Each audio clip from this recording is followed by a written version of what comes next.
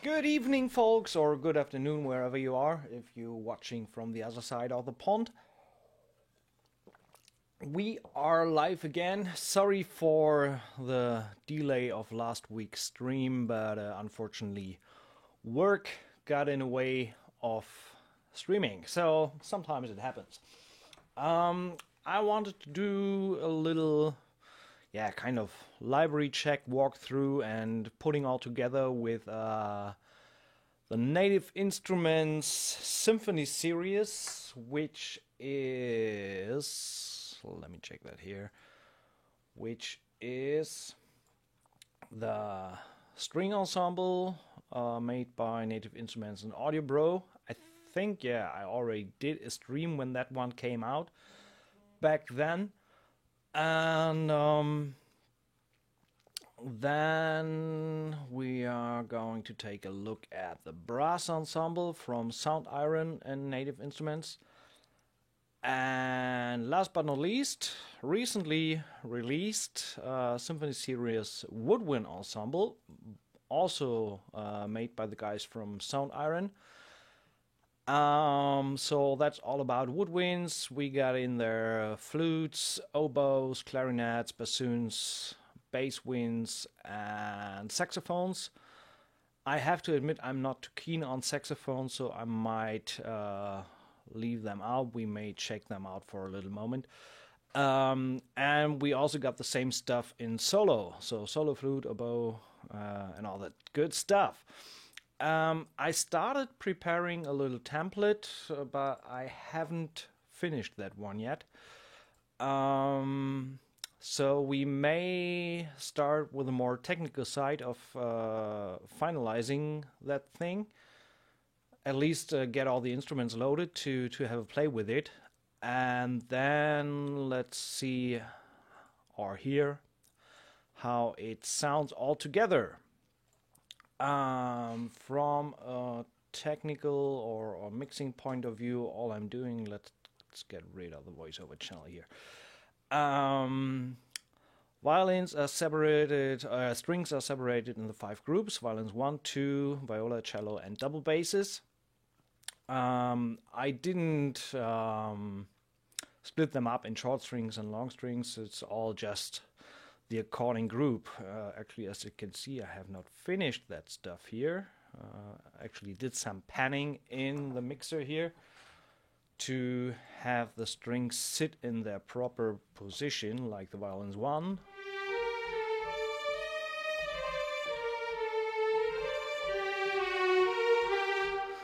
So I got a little bit of reverb going on, played a little bit around with the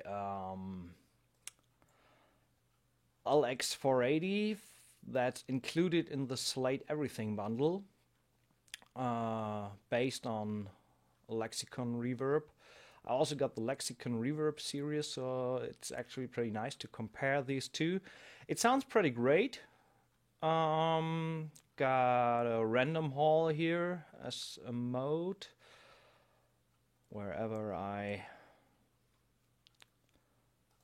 there it is. So random hall mode. And a tail of 177. No early reflections, as these are already set in the library. I'm using the mix position, so nothing further loaded in terms of microphone. So close, mid, far is all off. It's just the stereo settings. Hey guys, Project Insight, Andy Allen, nice to see you here. Welcome to the stream. So as I said, just using the stereo position, so everything as recorded. Same for brass and woodwinds, so we have some consistency in there for the sound that we get out of the library. And yeah, sending that stuff to the reverb. Just a short comparison between with and without reverb. So this is the string spiccatos.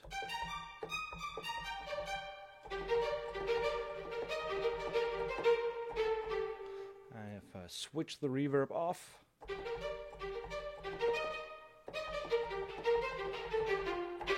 That's the plain mixed position. And as I said, just a little bit of reverb added.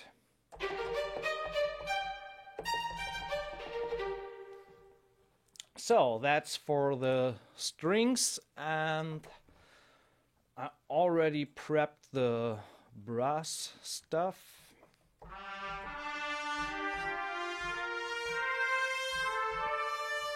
Trumpets, horns, all that good stuff.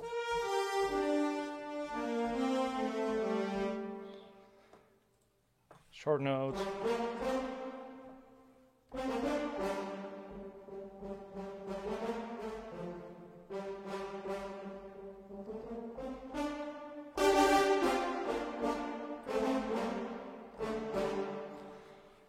And so on and so forth. And yeah, as I said, I haven't finished the build of the template yet, so let me just add in some more of the woodwind instruments. I started with the flutes. The series is actually, you get different patches, flutes, legato, sustain, staccatos, effects, expression. I haven't even loaded that yet. Let me put that up here. What do we have there?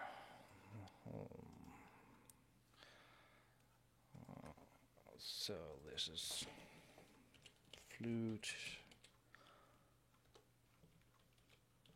expression. I think it's pretty much the same as in the brass library, which I've checked out before. Yeah, you got different kinds of performances. I actually want to have them in sync with the DAW.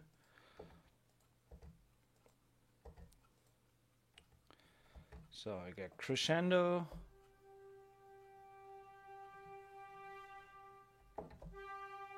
decrescendo,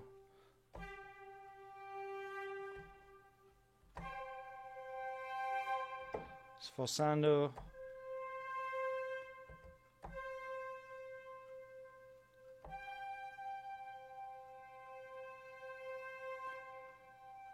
that's actually pretty long, and slow swells.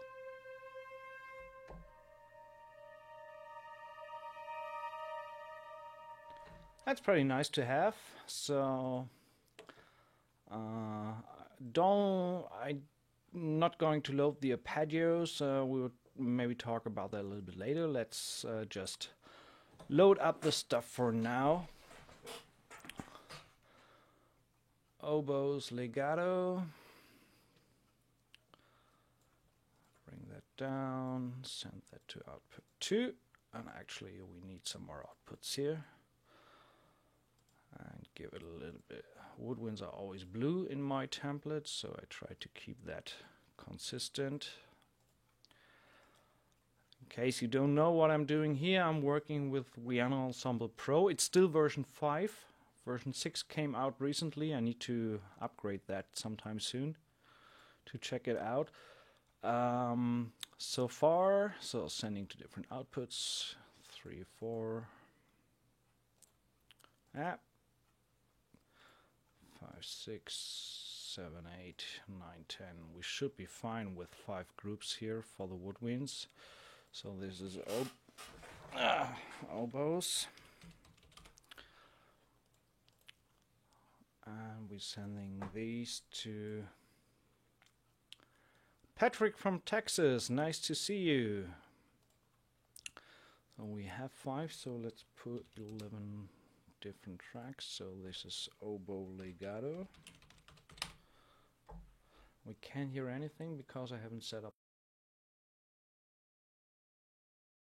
So just doing the same here for these, sending them to the wood group and giving them the reverb. 136. Let's put that a little bit down. And actually, since I changed some settings there in the strings, I want to copy that. Oh, I used the same reverb for all 3 groups here, which is In case you missed it, the LX480 from the Slate Everything bundle. That's included there. Going on, oboe legato.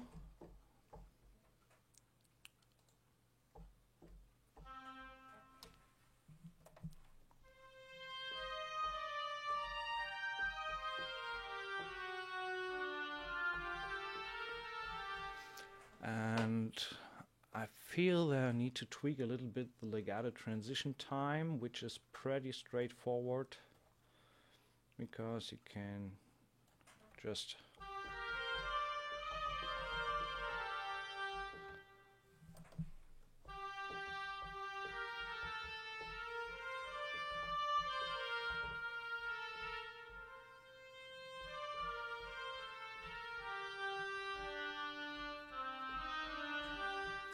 so yeah, legato, let's just stack that up. So we need the sustains, staccatos, effects, and why not, let's load the expressions as well. So bring that down, channel 2. The mixer setting should be untouched, reverb is off, and just using the stereo position. Right, so we have sustains all, sustain vibrato all, half trills, and nothing more. These are the long articulations. Then we have the short ones. Bring that down, channel 2. We may or may not look at the tightness and release settings a little later. Oboe effects. These can be speed controlled. We take a listen to these in a moment. And expression, same thing here. Want to have them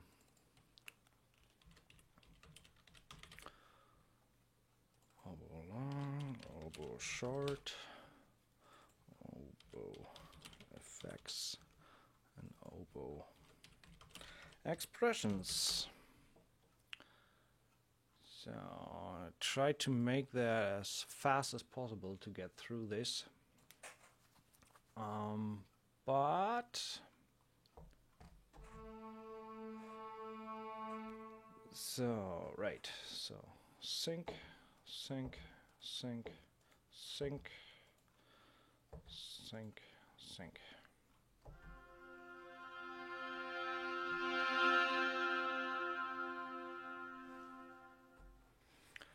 And obviously we need to send these guys to output 2 as well. So we have them on the oboe track in the mixer.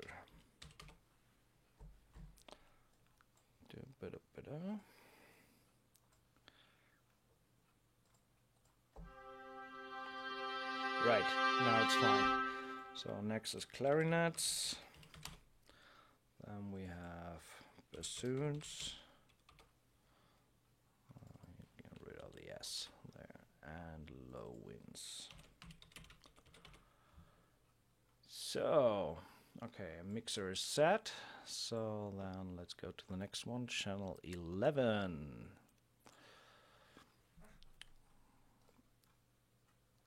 Woodwinds, what did I say, clarinets. Same again, legato, loading.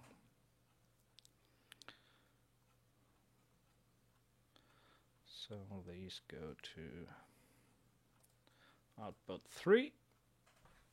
Bring that down, put the response up a little bit. Then we have the sustains.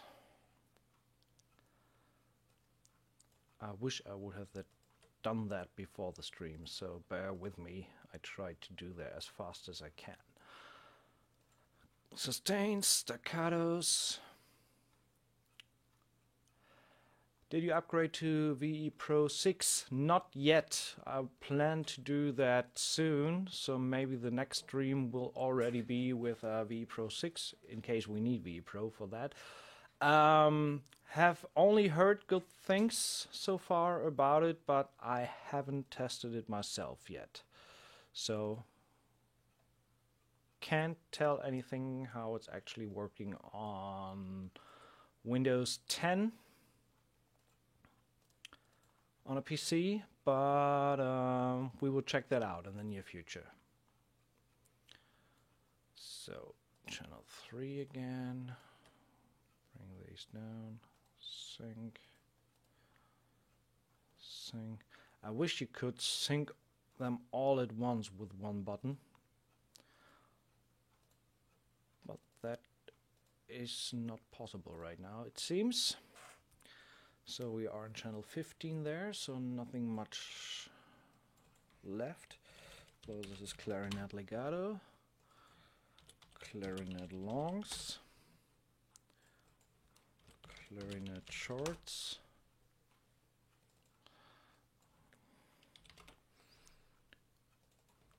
clarinet effects, and clarinet expression. So, and this guy goes to MIDI 2 and 1. So we can add another instance of Kontakt there.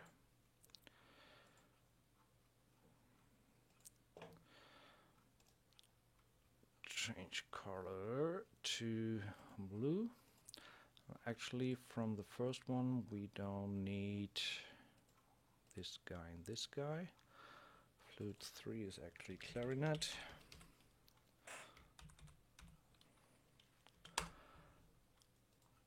We are through this soon.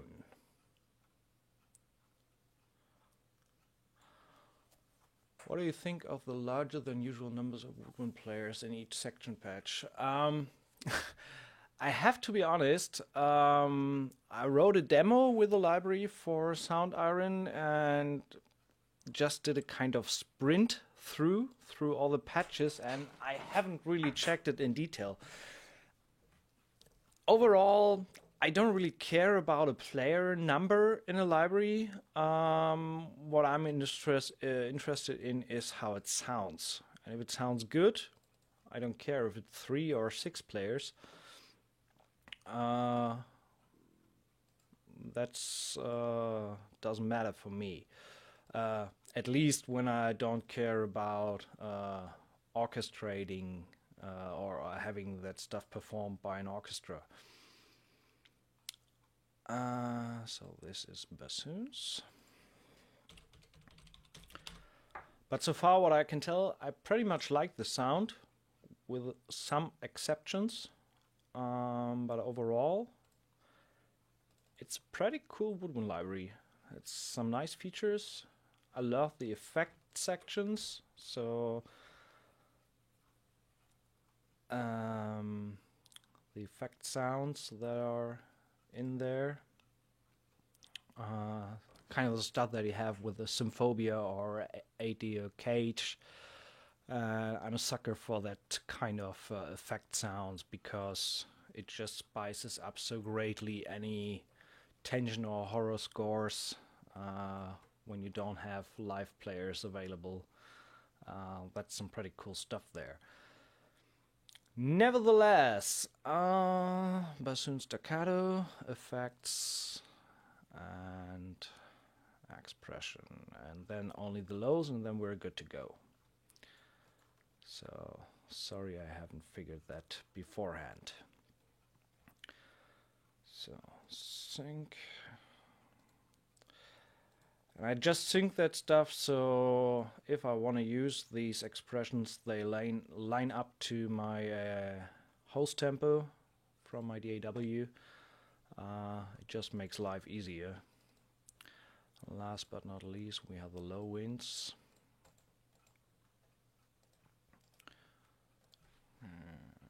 Get them a nice blue color. And send them out 910. So they're also legato. You can't see the load window that's actually there. I think I haven't batch resaved the library, so I might have some increased loading times here. Response is already all the way up, and we want to send that to channel 2. then sustain, staccato, effects, and expression. Done!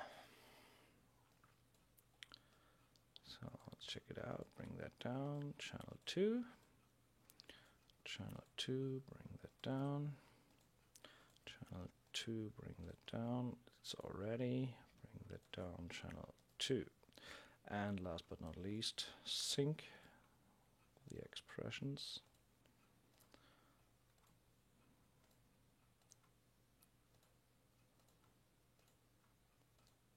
So far, so good. Okay, we can get rid of this. So we just need to add 9 more MIDI channels. This is bassoon legato. Just checking the connection. Ah, okay. I forgot to define the MIDI channel. This is MIDI in 2.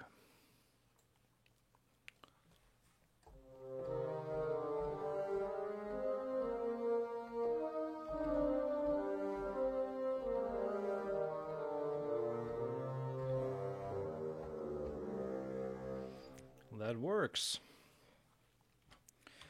Bassoon longs, bassoon shorts,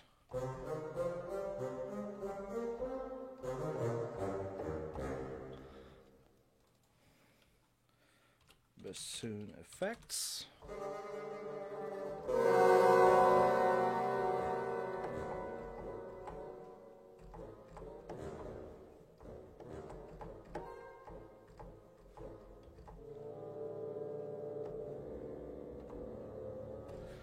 need to recheck which effects these are. Expression.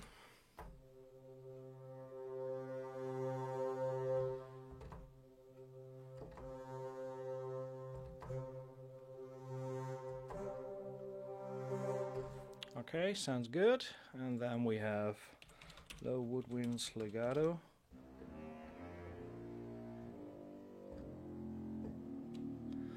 I need to check where the key switches are for the low winds because they are an octave down. Hence, the key switches are not on C0. Bass, wind, sustain, and the key switches are at C-2. No, that's...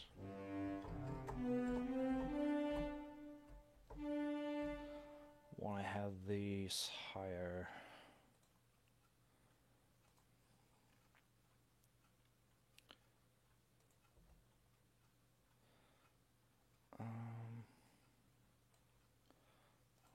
low sustains.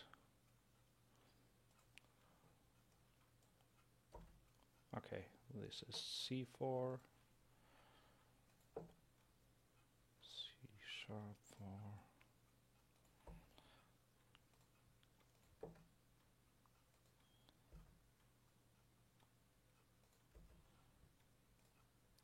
I'm just reassigning the key switches for the low instruments because I don't like to have them that way down on C-2. With the shorts, I think it doesn't matter anyway. But let's check it out. We have staccato, piano forte, staccato double tongue. Okay, let's set these. This is low woodwind long, low woodwind short. Ba ba ba ba ba. We have that in a moment. Articulation added, C4.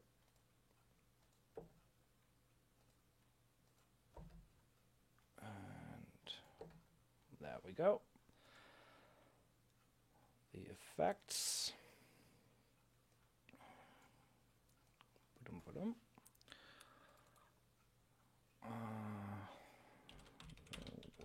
Effects. Let's do the key switches here. one more minute and we are done with that. Bear with me. So C4. There we go.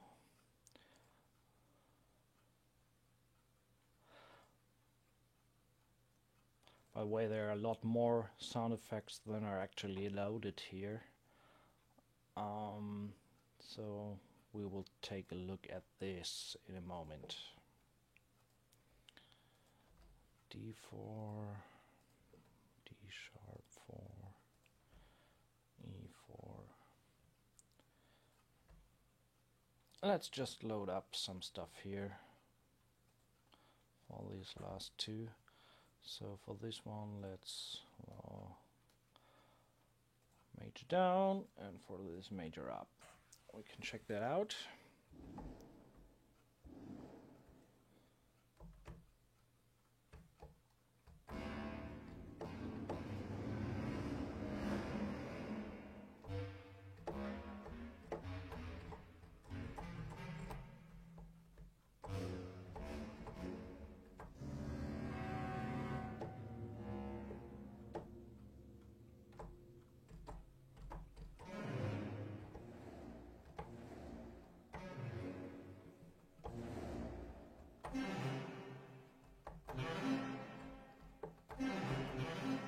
Okay, that works.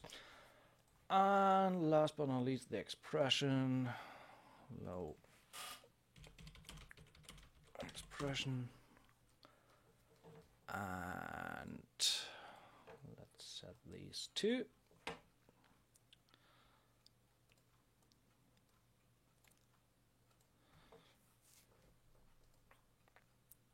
So, key C4.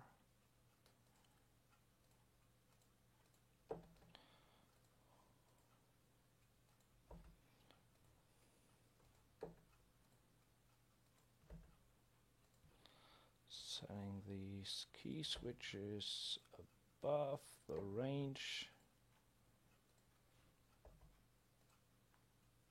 So, good.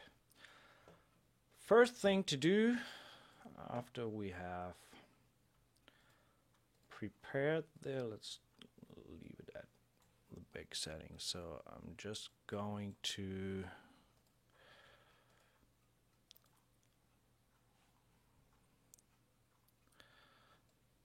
save this thing.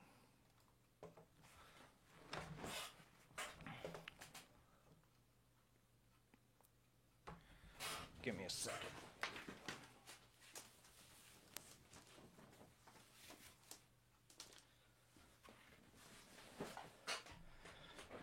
Getting warm in here. So, okay, there we are. Starting position, strings, NE Symphony Series strings by AudioBro. Sound Iron Brass. I just named that accordingly for people that come late to the party. And NI woodwinds. Last but not least, let's just add a little bit of percussion, and I stick with Native Instruments here and go with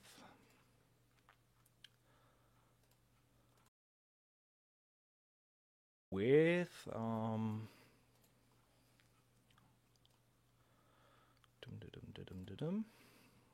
is it?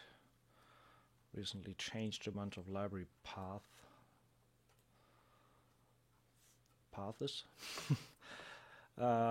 So just loading up a little bit of Action Strikes here to have some percussion basics.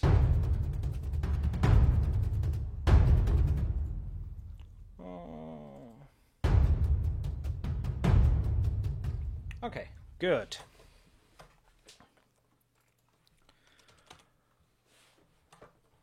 Can get rid of this. There we are. I think I don't need any pre-tweaks on these channels. So this is pretty much the setting library out of the box, sent into different channels in Cubase. with a little bit of reverb added, all summed up to 4 groups: strings, brass, woodwinds, percussion, and no insert effects yet on these channels. So what are we going to do with it?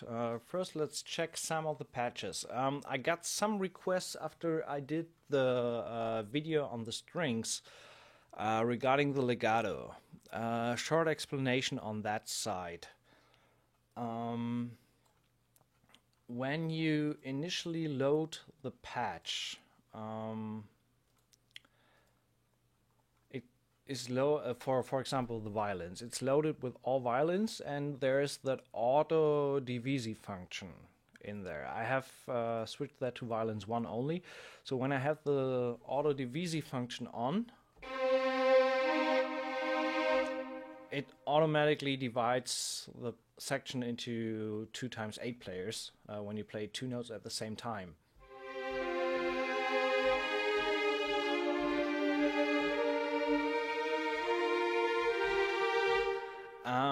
What I found out is that it's sometimes a little bit laggy in playing. You can adjust the legato speed here. When you load up the patch, it's all the way down.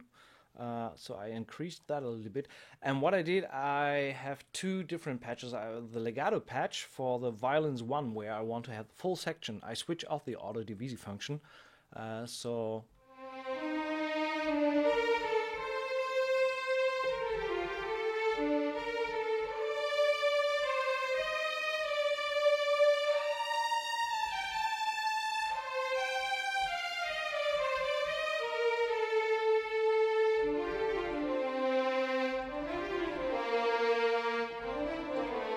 it's not the same as the runs patches from Berlin Strings or Sable, for example, but actually the legato is pretty agile.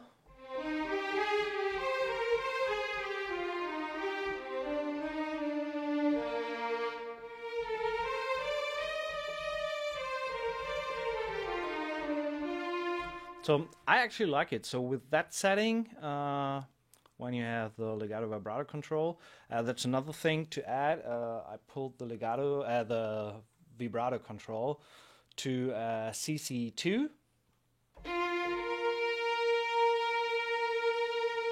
So you can see here that I can control the amount with the knob.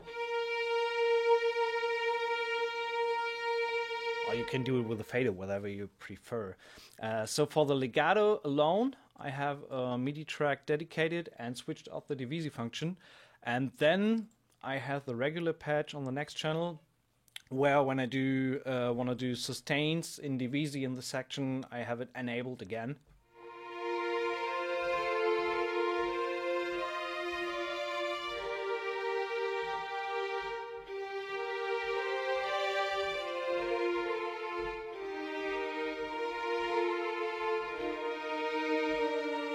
So that works, and at the same time I have the different long articulations here, so I can cycle them through the key switches.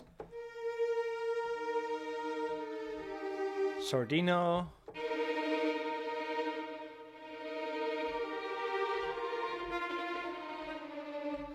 Tremolo.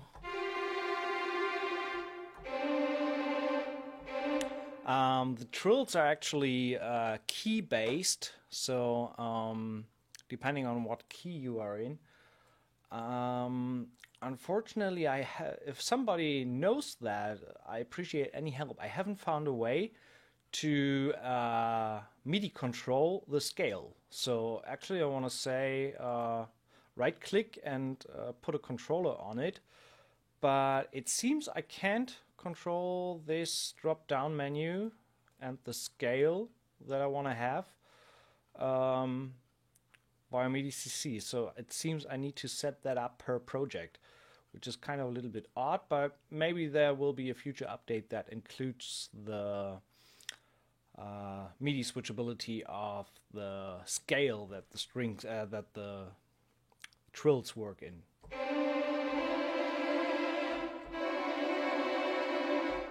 So when I say I'm in G minor here, G major,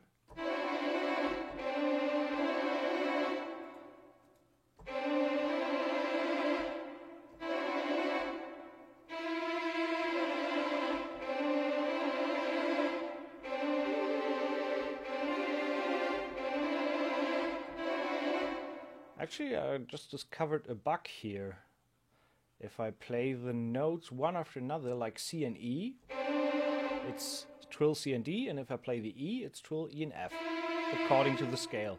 If I play them one after another, it's also the scale. If I play them at the same time, the E switches to F sharp.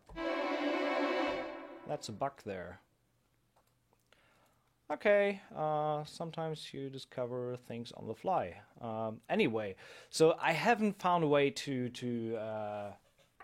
remote control the scale setting here, so I hope that will be included in a future update. Then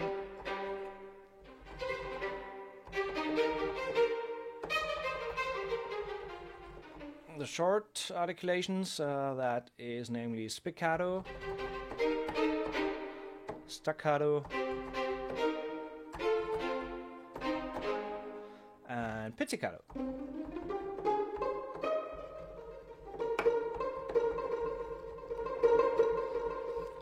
Also on CC02, the short articulations have something that they call slam control on all three short articulations, and I put that to CC2 as well, so I can control the slam articulation on the short notes. I think it's just a kind of internal compressor. It doesn't change the sample, it just makes it a little bit louder if you need that extra oomph at a certain point. So, violins 2 legato.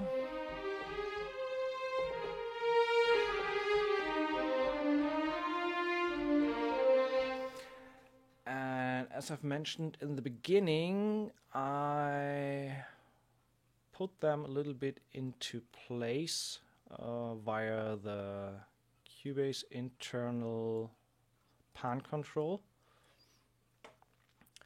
So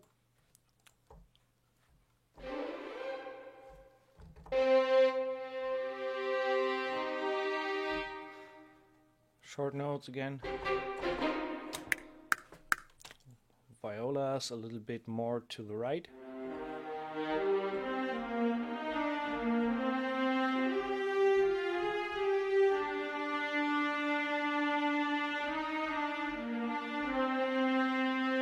And again on CC02, the vibrato control. Cello legatos.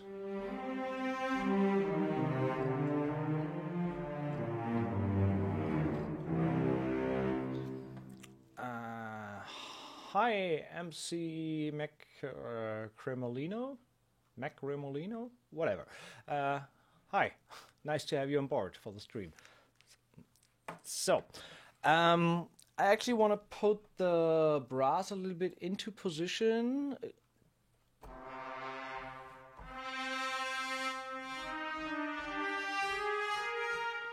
So the trump is a little bit to the right.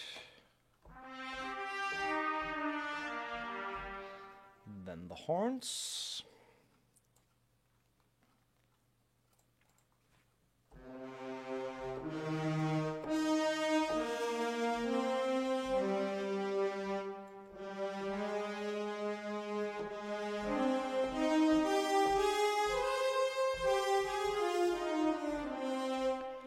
Obviously, you can go way deeper with that stuff with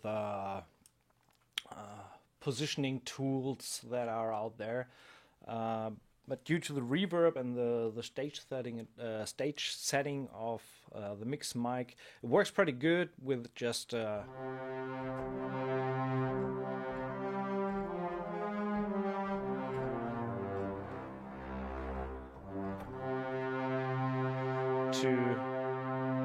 just give them a little nudge to the left or to the right, wherever you want to put it. Tuba. And I think, no, it's all decoupled.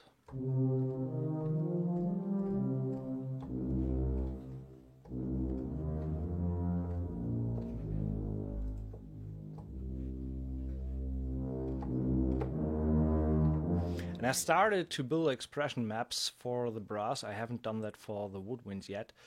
but it actually helps to see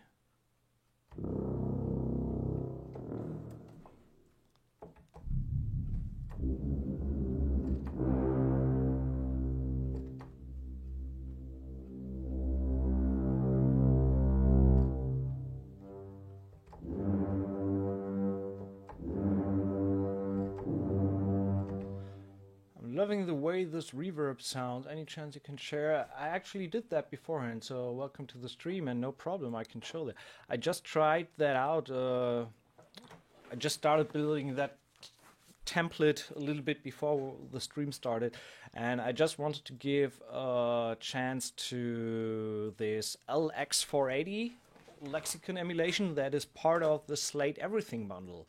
So that's included there, using a random hall here, no early reflections, and release time of 1.77. And I'm also adjusting the sound of the reverb through the volume of the reverb tail and the amount that I send in there. So obviously I can make the strings more dry if I decrease the send volume, if I take the short notes, for example. And if I take that reverb a little bit down, and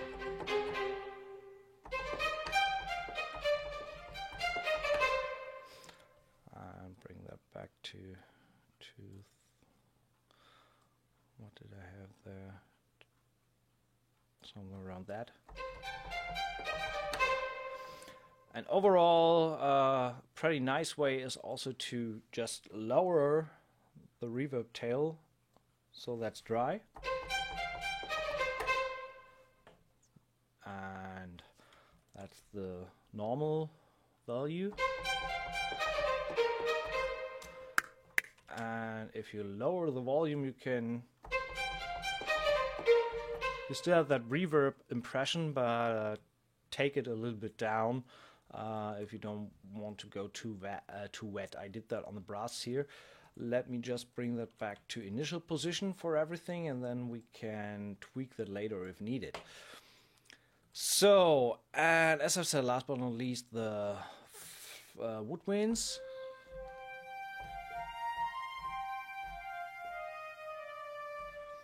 And I think I already want them to be a little bit more wet. So let's bring that up a little bit.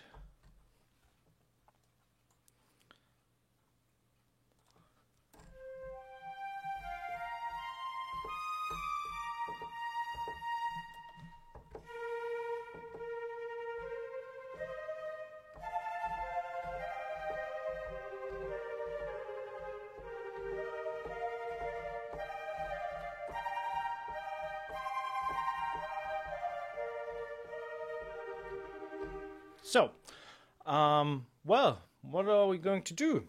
Let's make some music with it, right?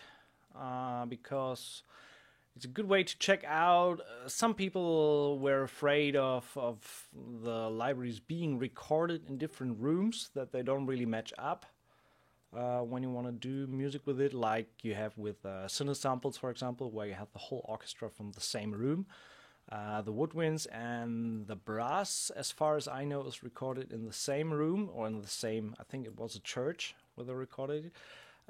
And I have the feeling the strings are from a different room, but anyway, let's just try and see how it sounds together.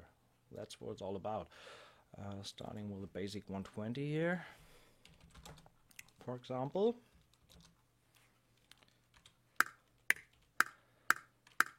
Somebody mentioned on YouTube that the click was pretty loud, and you can't actually hear the libraries when I'm recording with click. So I hope it's better now, since I changed to that URI click a while ago to get rid of that nasty Cubase click. It really cuts through, so I hope it works with this volume that we have here. Let me just load up another sketching patch, or at least a piano, to at least try something out before we something completely crazy. Because I have no idea what I'm going to write today. So it might be a good idea to try out. Still love the. Where is it? Intimate Piano Extra Dreamy. Peter, nice to have you on board. I'm good, thank you. Nice tune that you released a few days ago. I like that. So, Piano Dreamy. And let's put that into its group.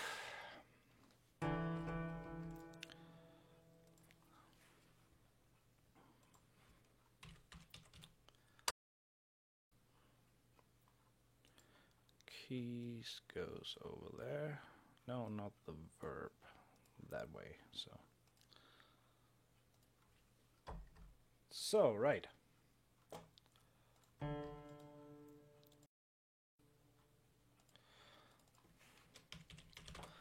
Add-ons. So let's start with the basic piano here.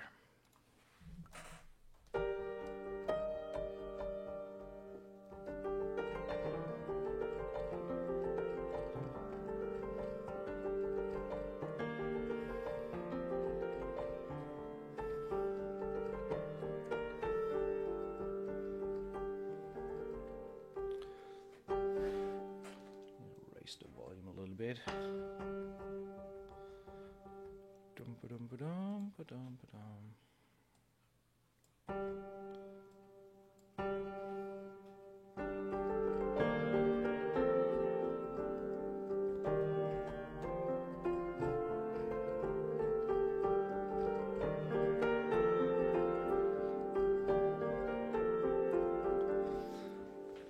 No.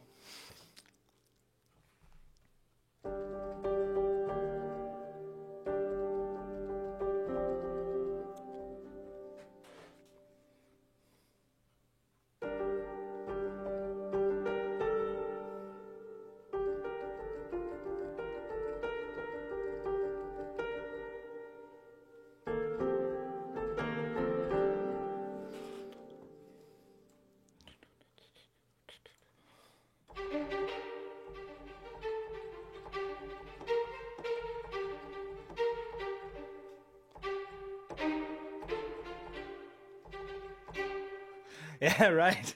Exactly. Still Celtic music mode. Want to get rid of that. Let's do something completely different here. Let's rather go some orchestral stuff. Maybe a little bit trailerish or something like that. I actually want to load up. Let's add some string ensemble stuff to work on with beforehand. So another. Just want to use some ensemble sound here. So good old Symphonia. Short notes.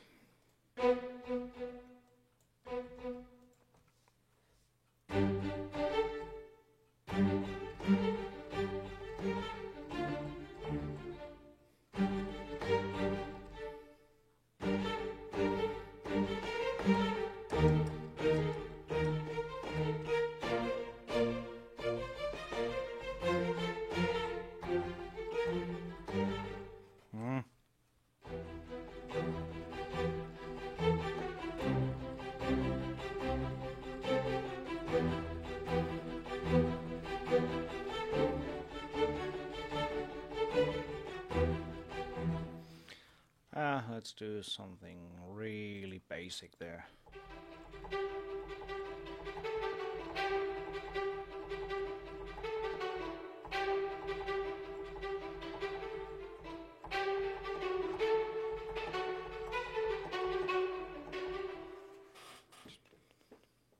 Where's the tempo? 140.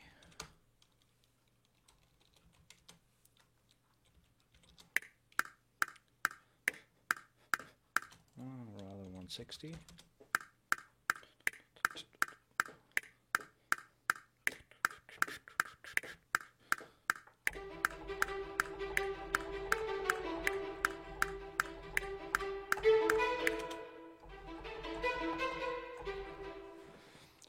Let's try that.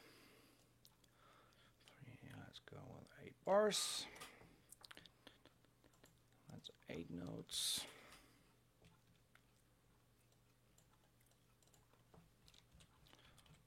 And let's do some step recording here.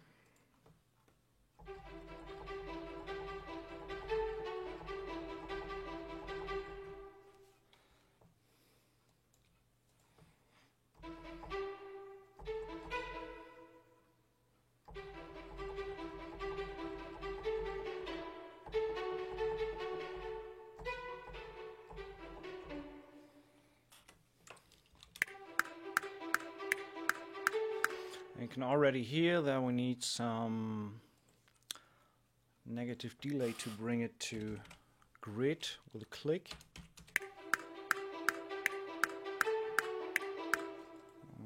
-30.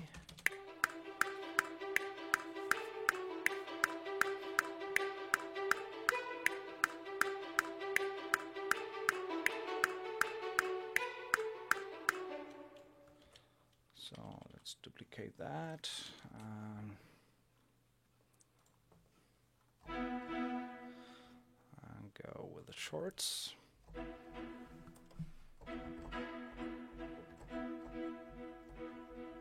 Don't want to have that hard attack there, so I don't go with spiccato on the violas, but with staccato. It's a little bit softer. So let's go with quarter notes and let's make them an 1/8 note long.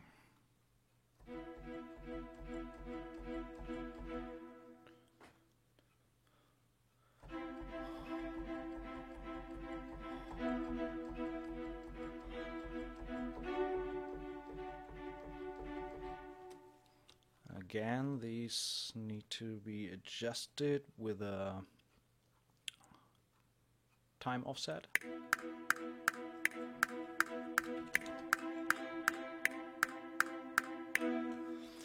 And let's make it staccato.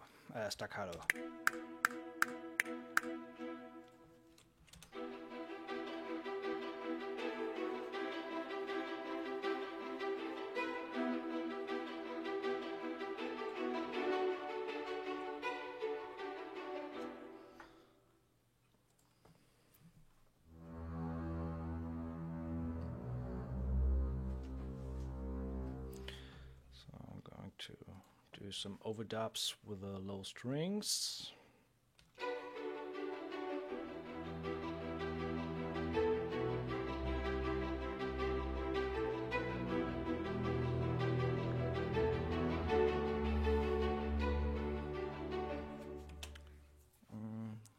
Actually want to double the violins.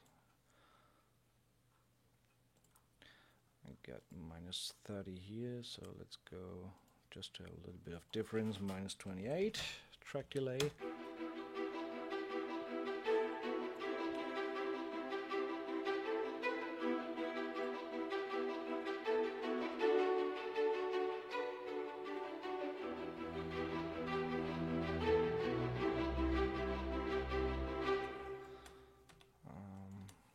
Damn it.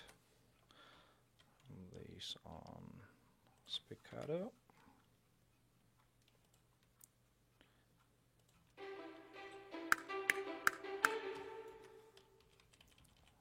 I think I need to adjust the volume a little bit.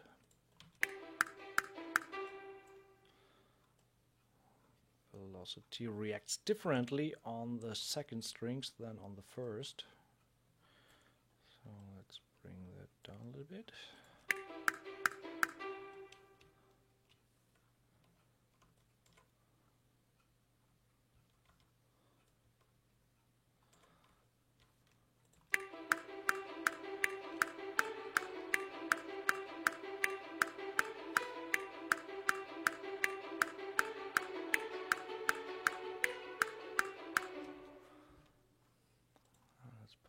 together.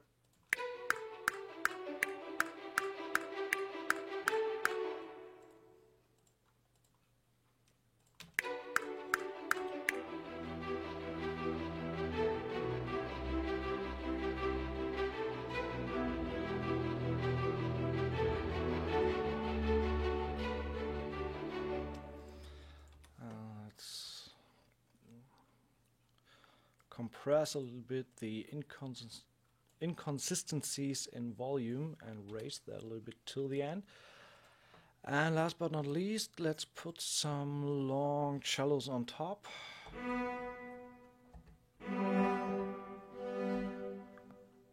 Namely Sordino cellos.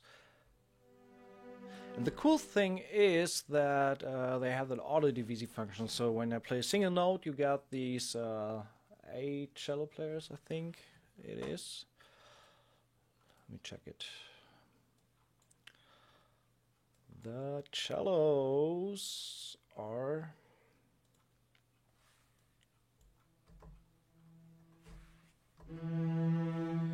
10 players, and you can see that down here. One note is 10 players, and when I play 2 notes at the same time, it gets split up between 5 and 5, which sounds way more realistic than these build-ups that you have with usually string libraries, where you play 2 notes of a sustained note and have 20 players at that moment.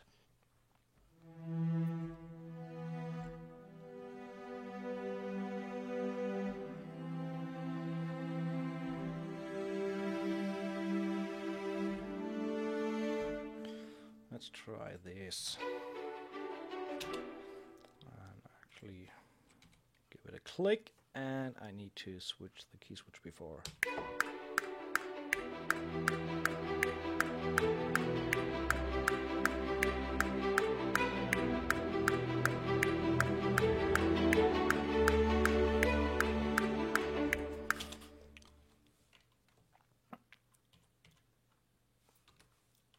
Let's listen to the low strings on their own.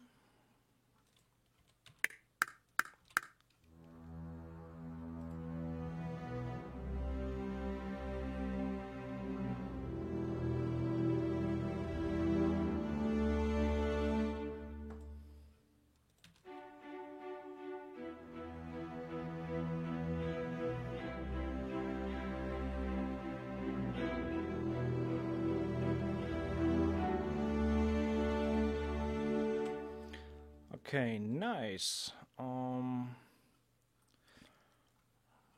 Let's bring in a little bit more tension. No, let's just do some basic stuff here. I'm going to double the double bass line with tuba.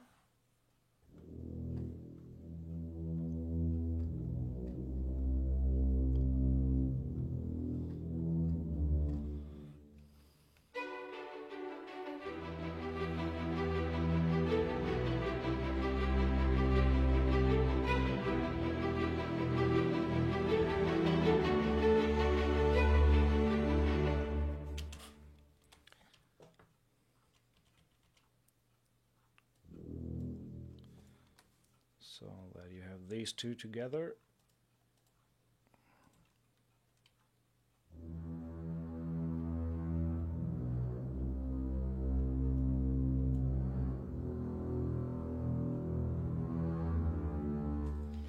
Actually, I have in between note there that I didn't play here.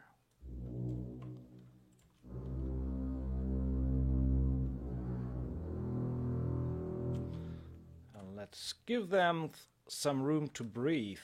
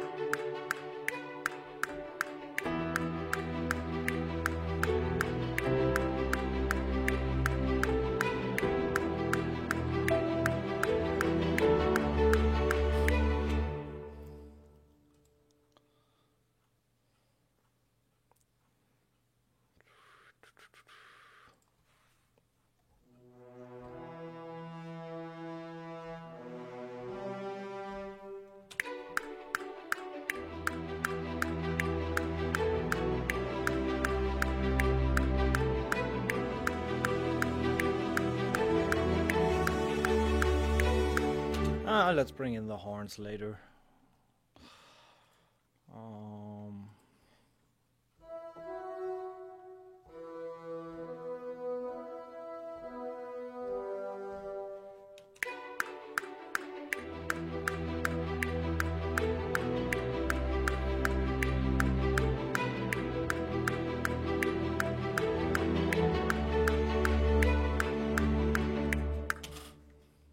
Just a little bit of movement in the woodwinds there.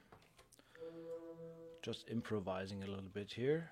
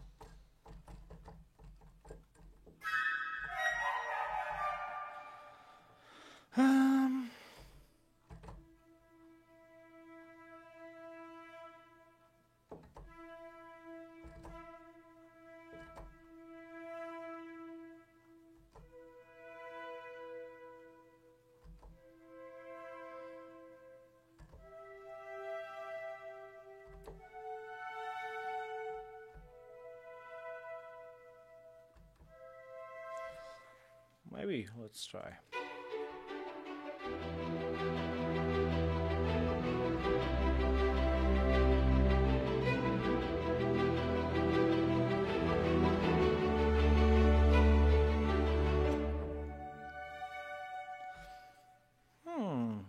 Might work.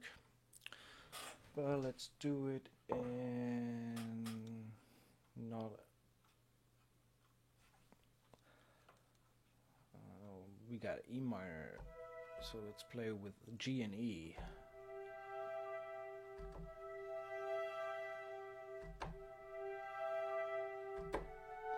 Yeah, that might work.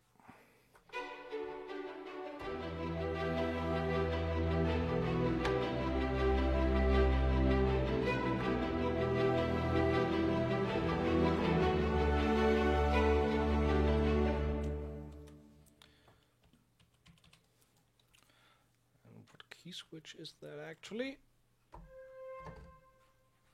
Damn it.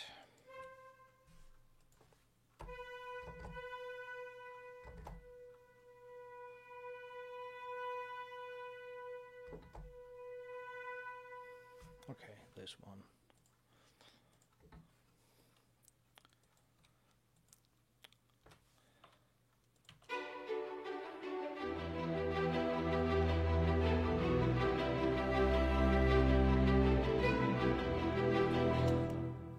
Thanks to the consistency in key switches, I can copy that over to the clarinet expression. Have the same key switch and then go with, let me think about it. We start down here and mod will obviously all the way up.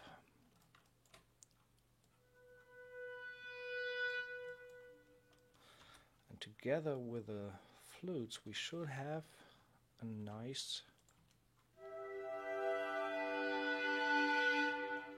Oh, that way.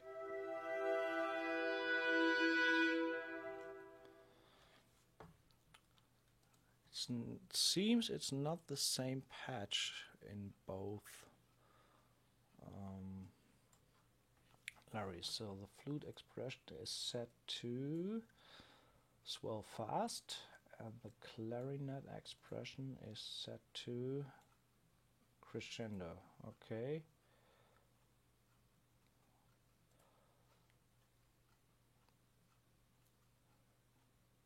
K37 Productions, good evening, good to finally catch a live stream of yours. Glad to have you on board, enjoy.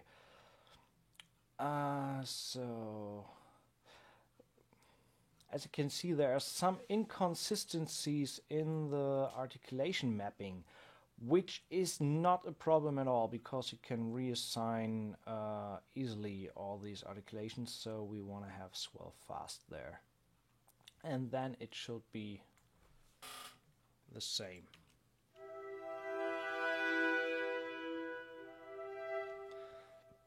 Right.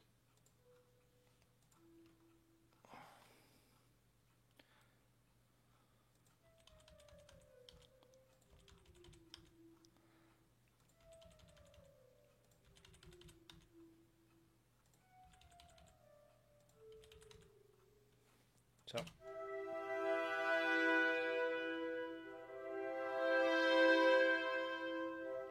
I think we can bring that down a little bit.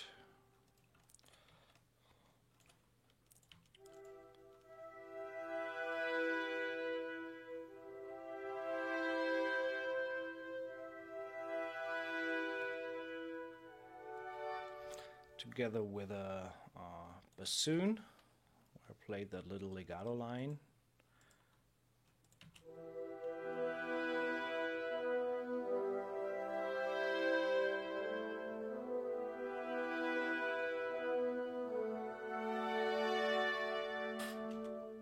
That's nice.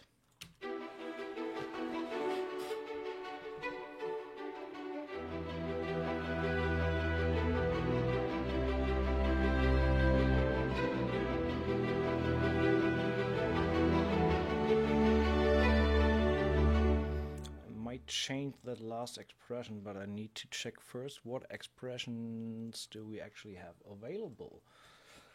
I think let's go with a crescendo on the last one.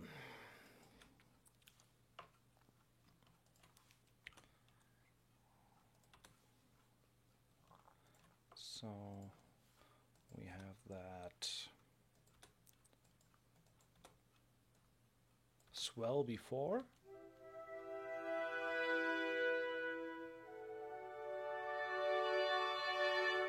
Right, there we are, the crescendo. That's nice. I think I can turn down the overall volume of the woodwinds a little bit because they're a little bit loud in regards to the other elements of the orchestra. So I think by a good 2 dB should be enough.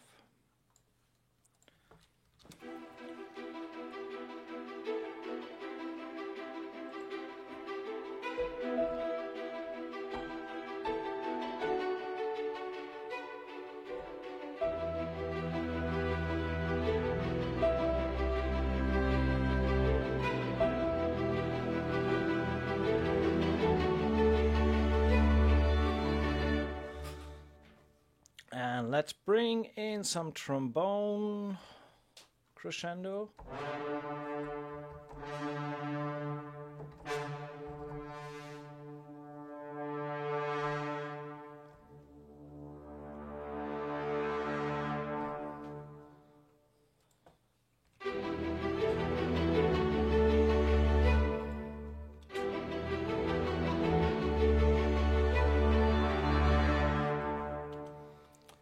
And since I synced that stuff,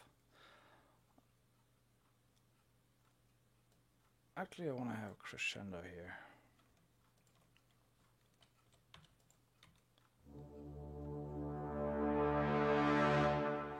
And since it's synced to the DAW, it lines up to the grid. So when I start 2 bars before, we have a 2-bar crescendo on the trumpet there. Same with the horns. Let's take another. Let's go with this. Let's see how they sound together.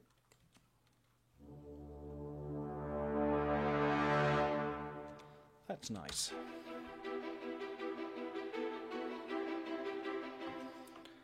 I'm going to duplicate this track. And this one for sub-boomy stuff. Change the patch there.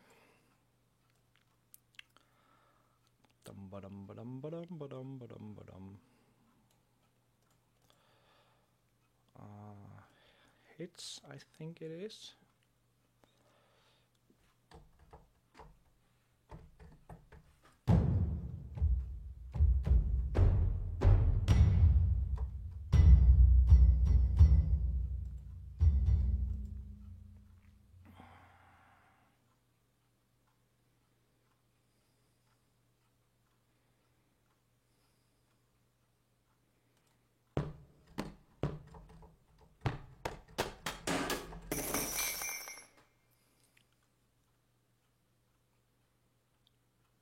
Tigers, modern percussion.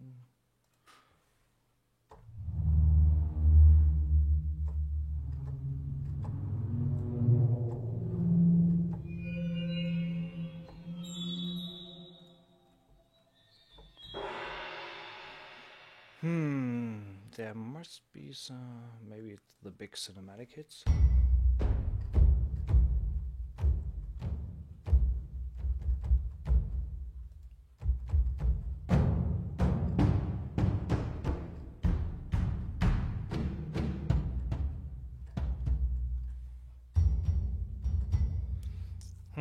I don't like that sub sound there.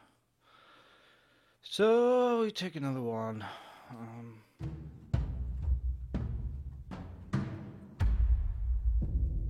There we go.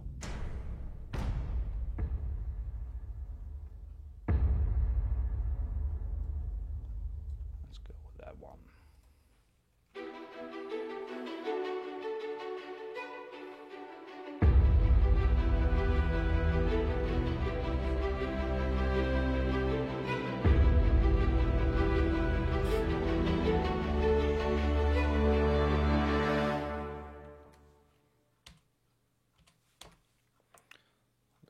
Sub boom there.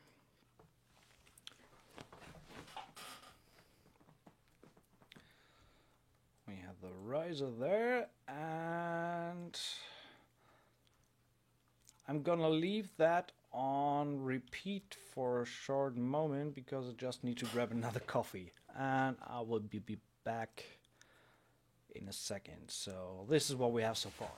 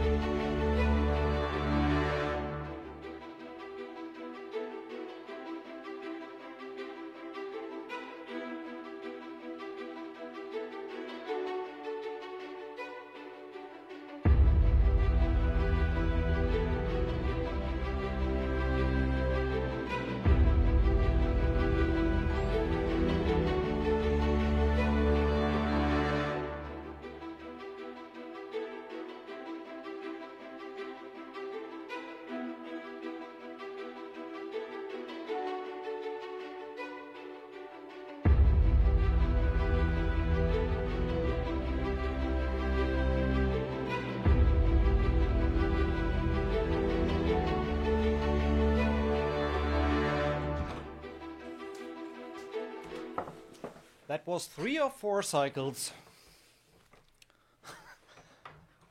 So, you just lurk if that's okay. I'm totally fine with that. Welcome to the stream. Kappa Nappa 12. So, got my coffee ready. Let's go. I need to take it a little bit further from here because that's nothing special so far.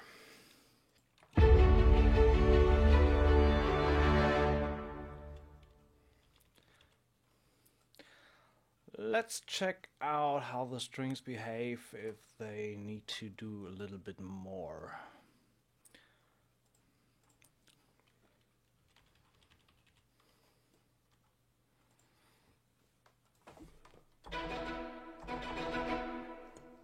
And also I made the DVC setting available for the short string, so when I play two notes at the same time, the string section gets split up from 16 to 2 times 8.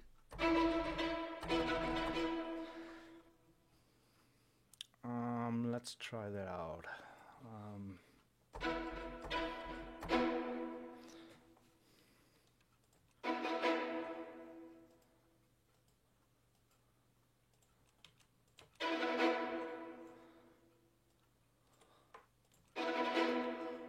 That sounds good.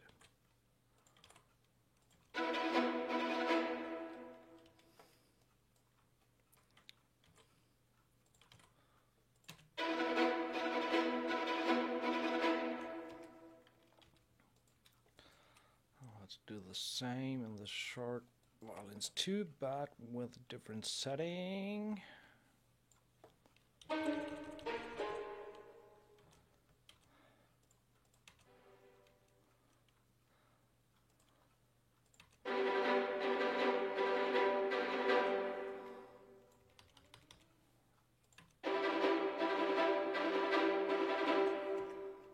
I'm not sure how they sound together.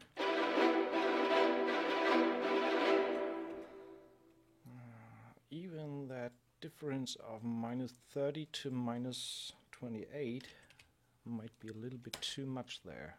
Need to have them tighter.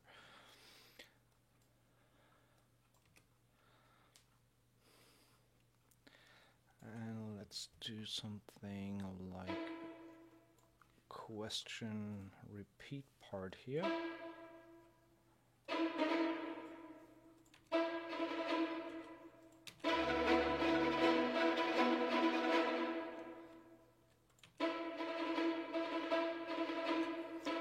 Okay, let's just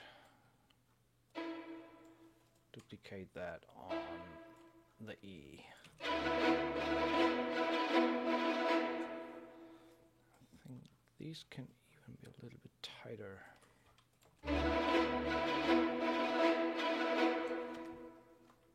And doing the quarter notes.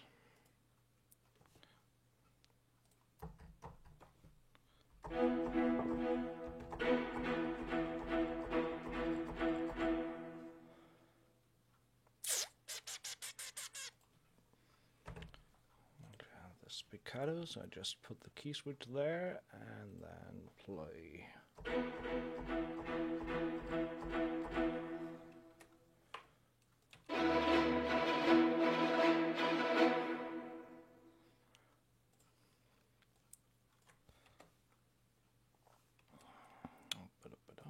Copy that over.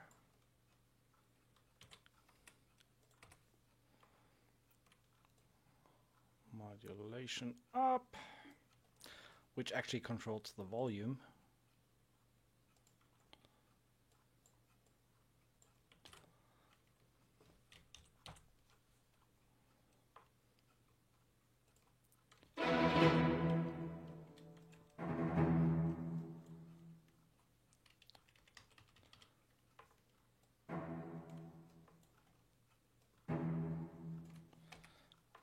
Obviously, these shorts need to be delayed as well.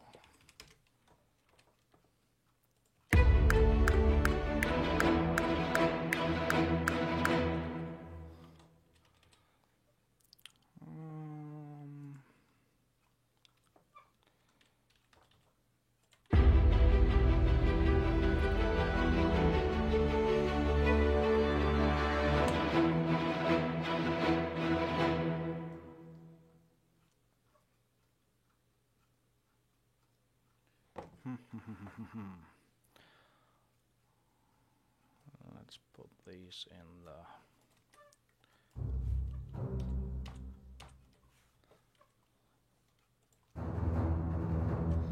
let's double the cellos with the basses.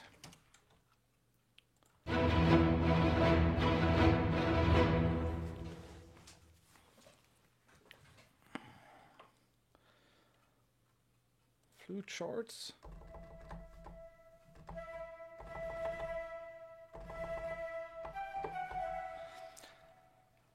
Another thing that bugs me about the same with the scale settings in the trills, that you can't remote control the arpeggio function.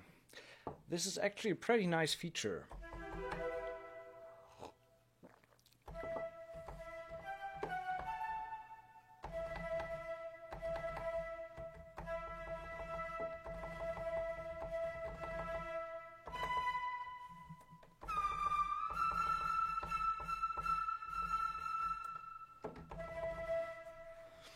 Because the arpeggio function lets you play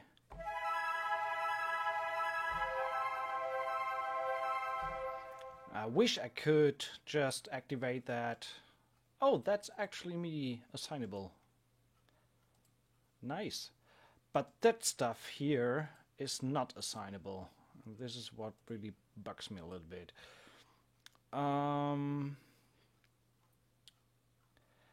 Anyway, we can also let's switch that off for a moment. We can also vary the speed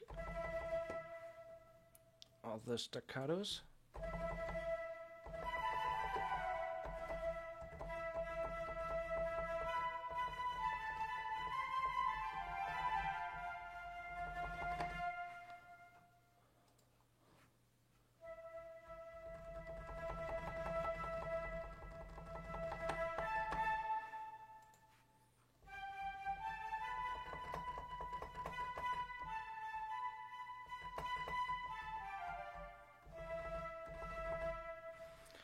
Trying to do some kind of flute staccatos. Not sure how short I can get them. Really want the bitey double tongue flute sound. So 16th.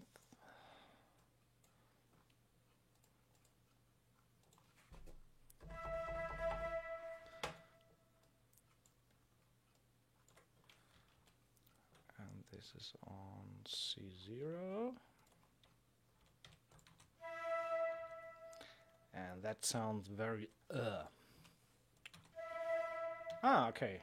Now we're getting closer. So I need to actually use the double tongue functionality and put the modware all the way up, I guess.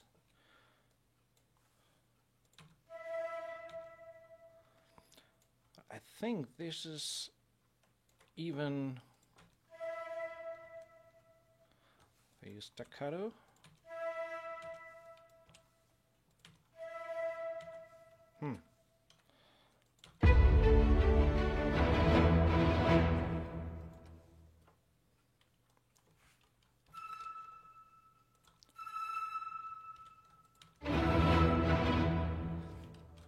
May sound even better an octave higher.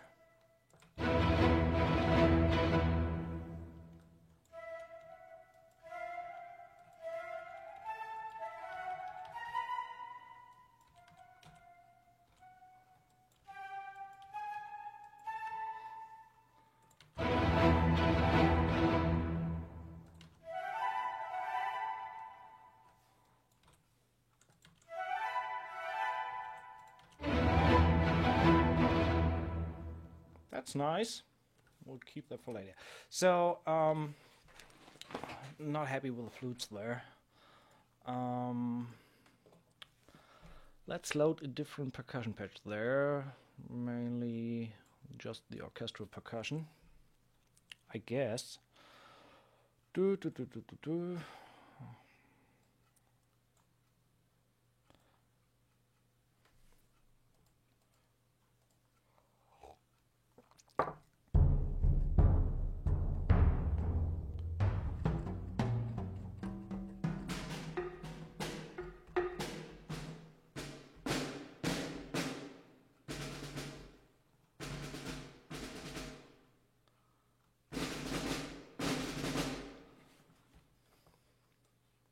Let's try that. Not really sure where this is going all the way.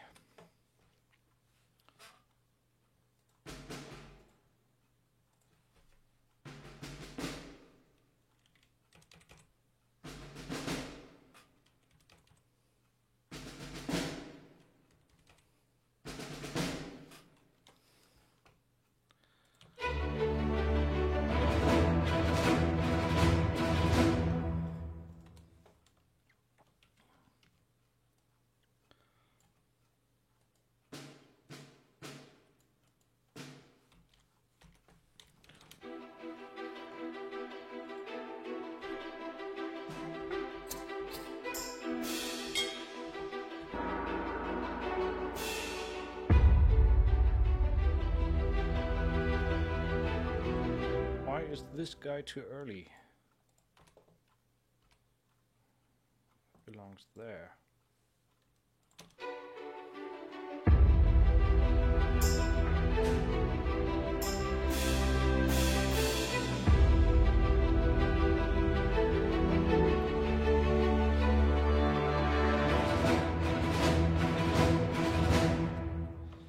Okay, that seems to work.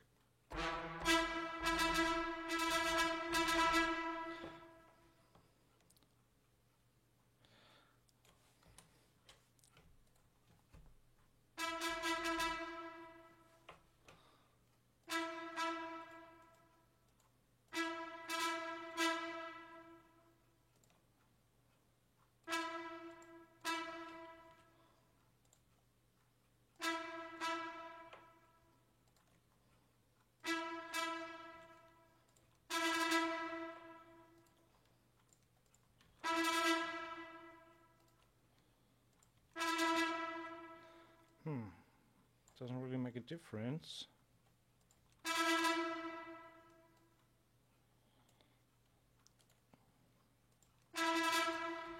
Why is that? Where is the brass?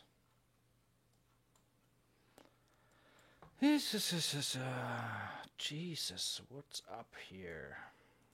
I think I forgot the triggers. Staccato. So it's not changing.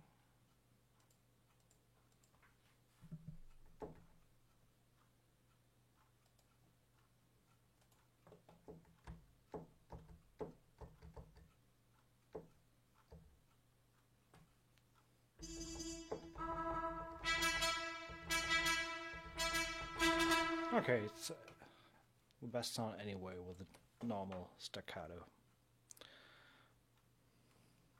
I think I just have the wrong key switches in that setting.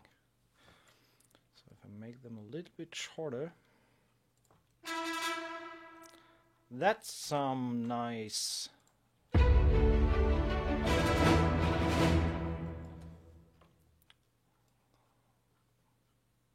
So the shorts in the Symphony Series brass are actually pretty great. I like them. And they react to mod wheel as well, so we can copy that over to give it a little bit of a rise.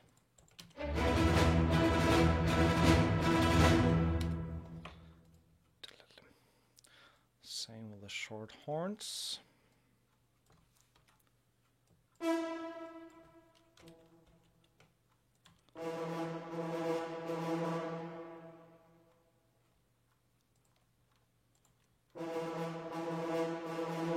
They're not that tight as the trumpets, but we may see if we have different sounds there. There's a stop mute staccato sound. No.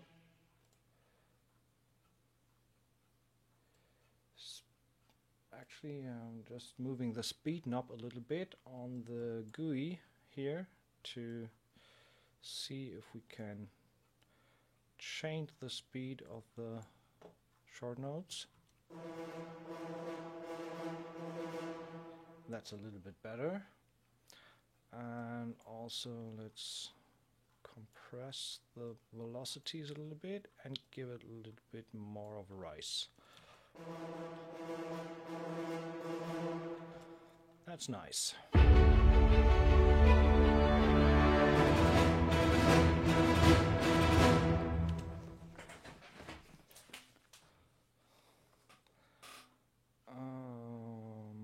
Let's copy that over.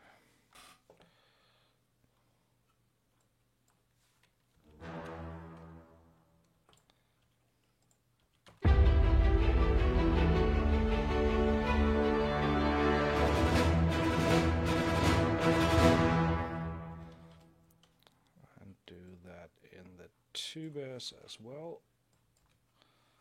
I have the crescendo there.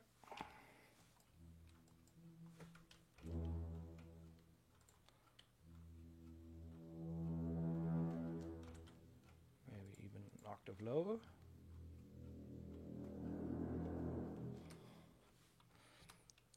Full volume there.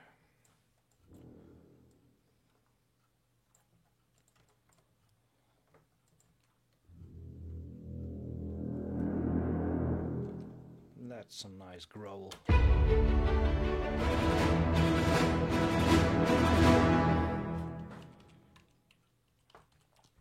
Okay.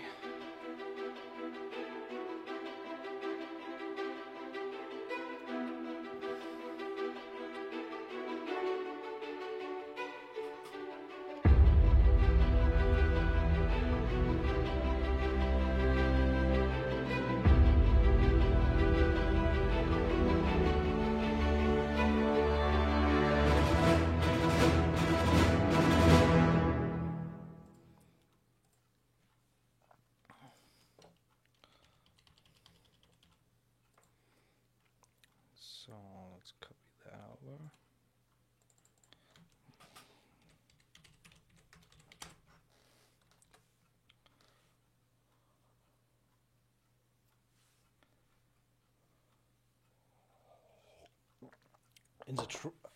Sounds good, but really orchestra brass can play staccato so fast. Yeah, it's that double tongue technique, especially in the trumpets, where you have lip. I'm not a brass player, so I cannot do that. But they move the tongue double. That's why it's called double tongue or triple tongue. So you really get the brrrt effect. And da-la-la-la is definitely a tempo a brass player can play.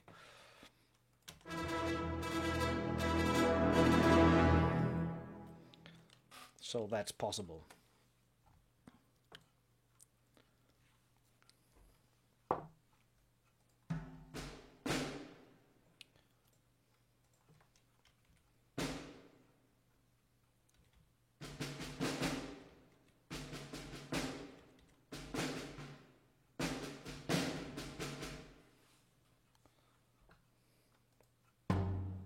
Nope.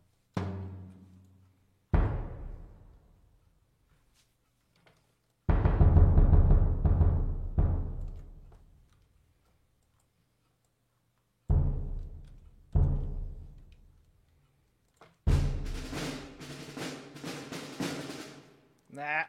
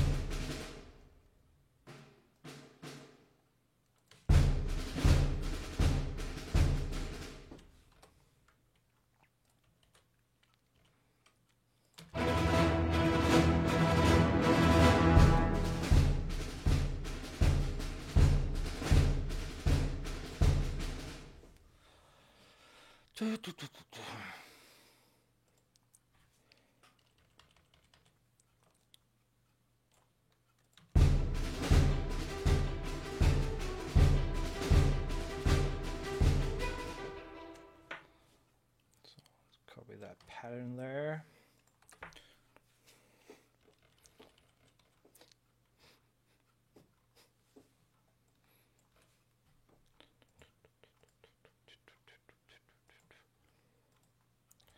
Just trying out something here.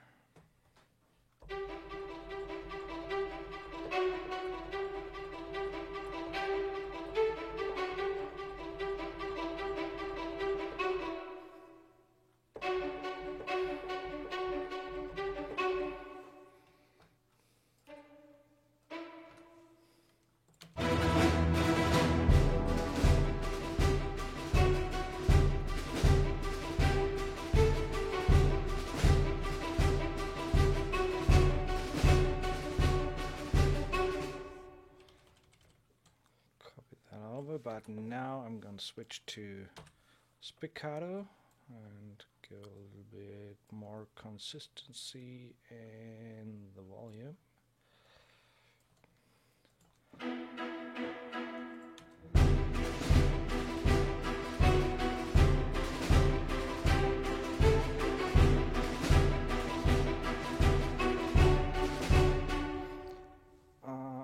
actually, let's change the chords there.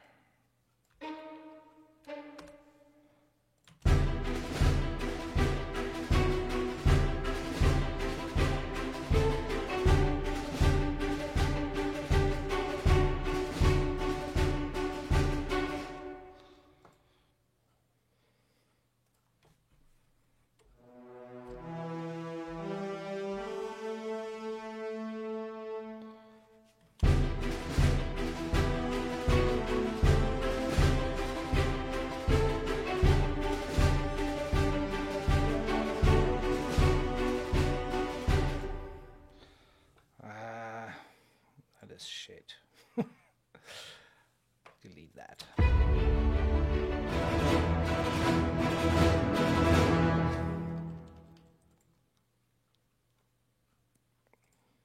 Actually, I don't really like that orchestral percussion sounds from Action Strikes. Let's go more taiko sound or something.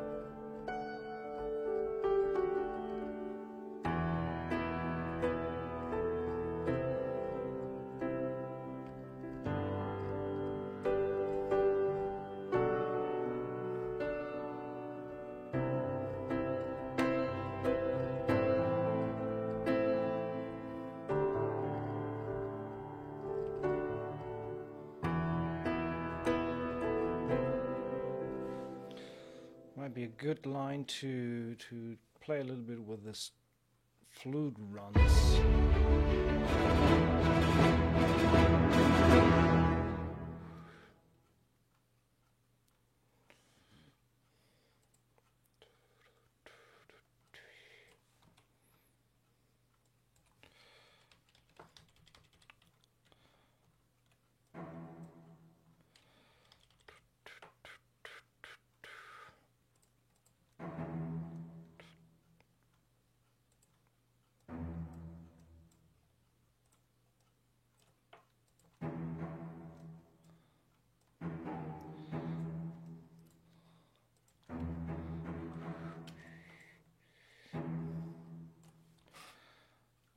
Just want to try to come up with a simple melody first.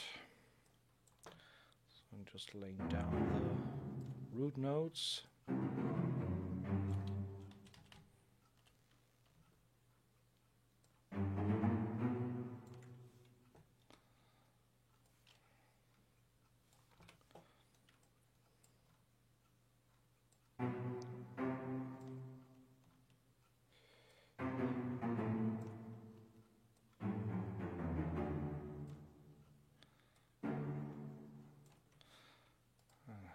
That 2 times.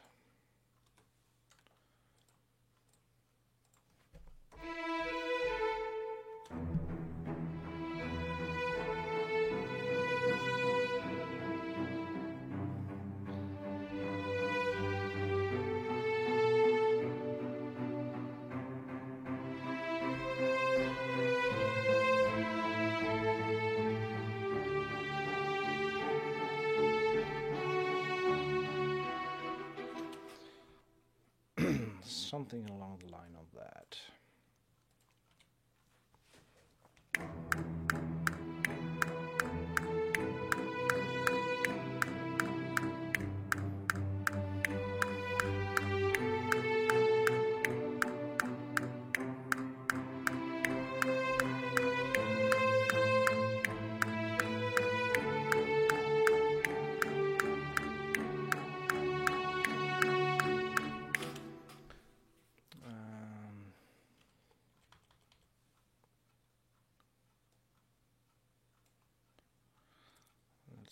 double that with the flutes.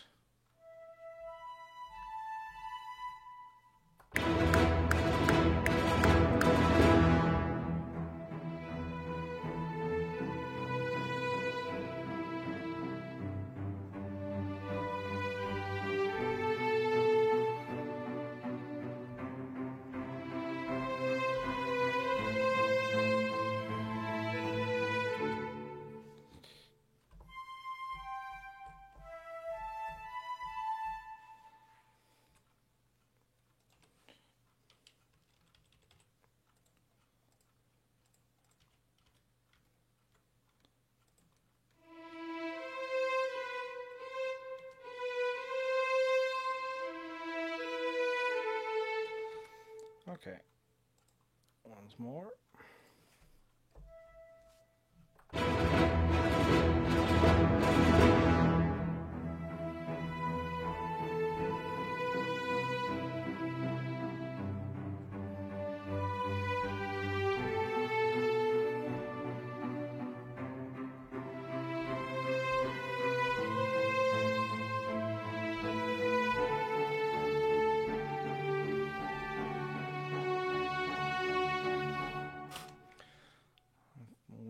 Double that in the clarinet an octave lower.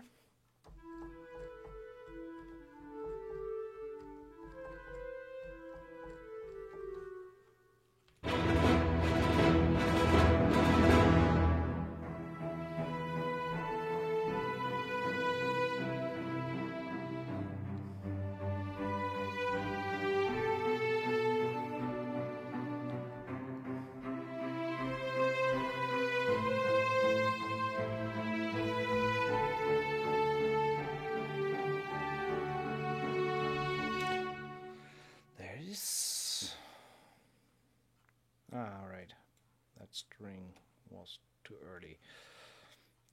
Once more.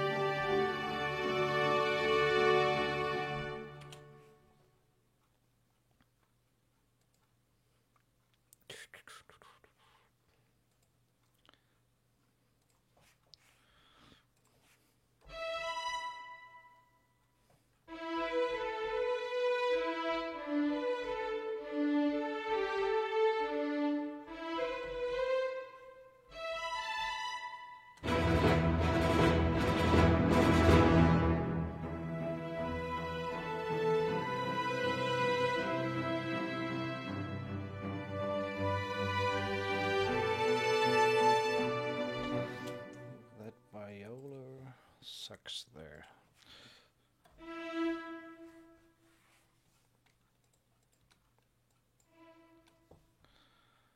Maybe an octave below.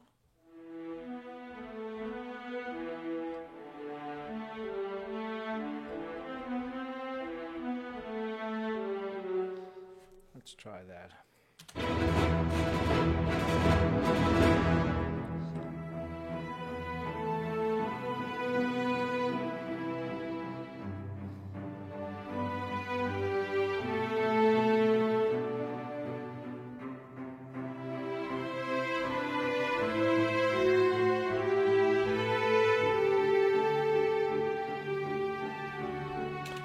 too much there.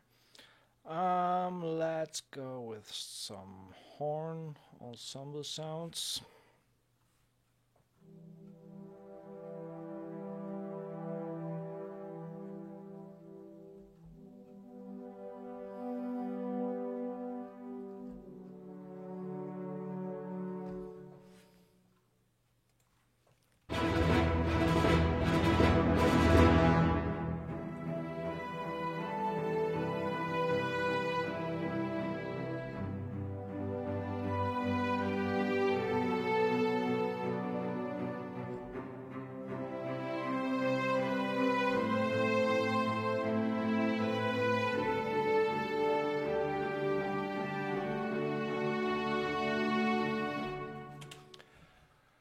Nice to see you streaming again using stereo mixes or which mic positions additional reverb. Just the stereo mixes and reverb is this time I'm trying out the LX480 that is included in the Slate Everything bundle. One instance per instrument group, string, brass, woodwinds, all the same settings, no early reflections, and 1.77 release time on the random hall preset. That's pretty much there is to it in terms of reverb.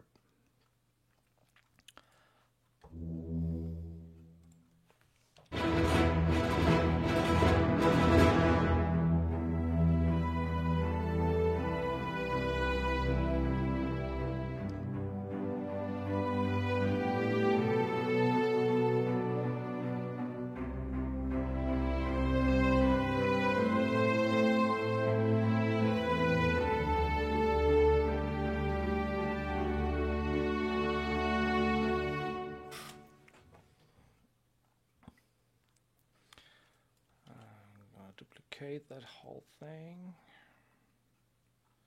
16.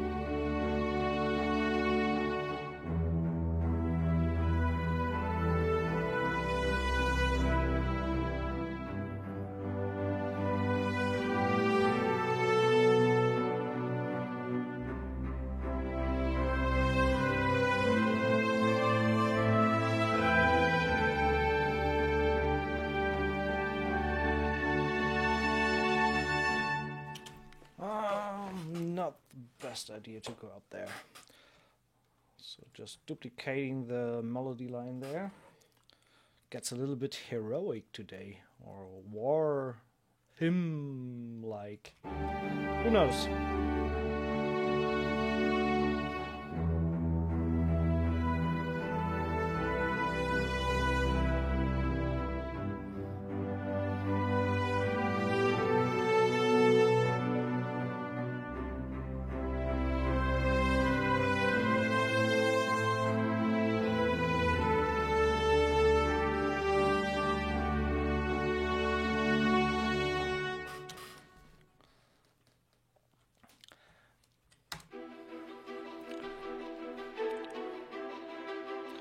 Little bit of everything today.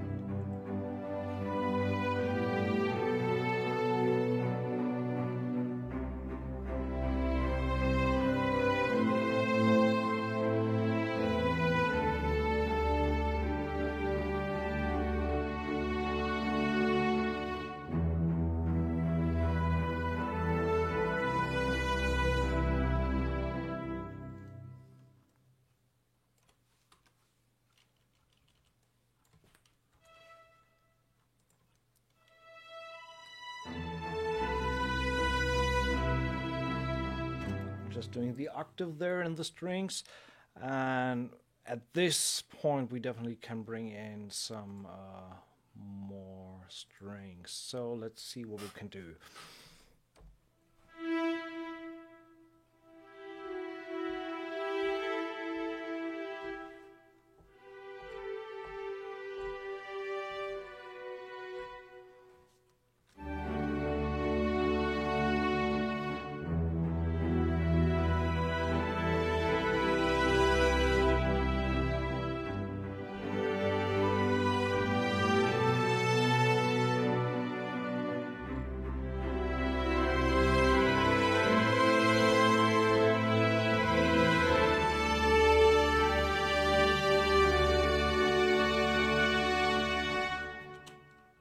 Just try to play a little bit around, so let's see what it sounds like in the strings.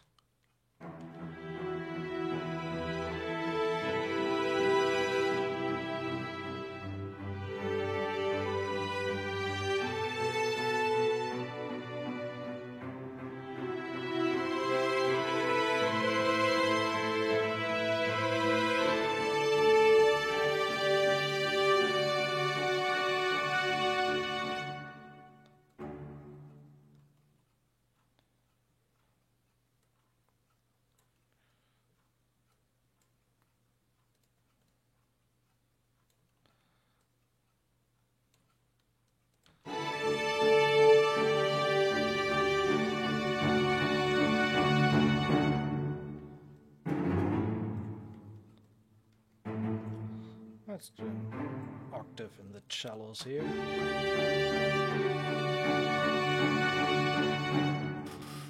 And again, when I do two notes at the same time, the section of 10 cellos gets divided into 5 and 5, so it doesn't get too big.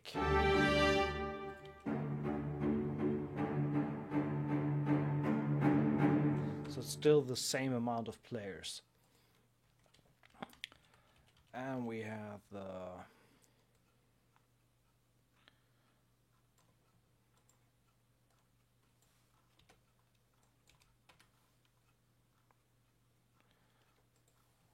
needs to start one later.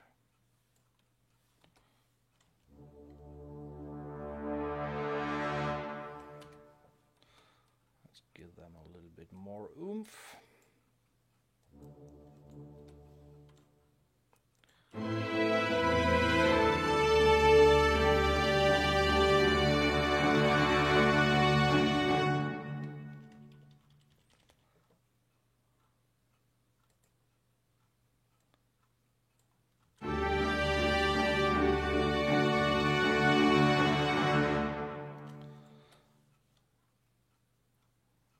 Last one.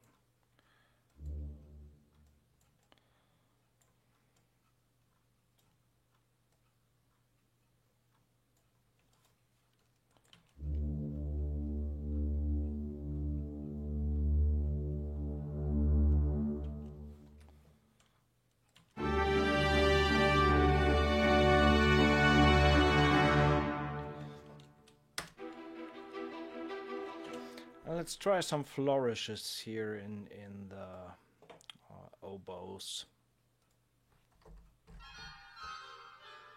Not these. And for the sake of this walkthrough, I'm just going to turn these on in. Let's see what we have here. So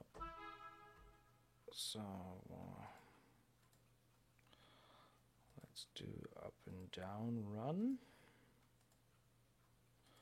and 16s.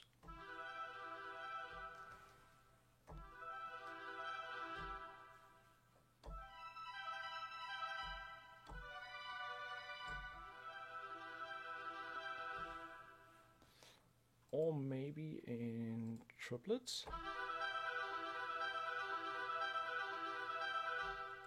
Yep.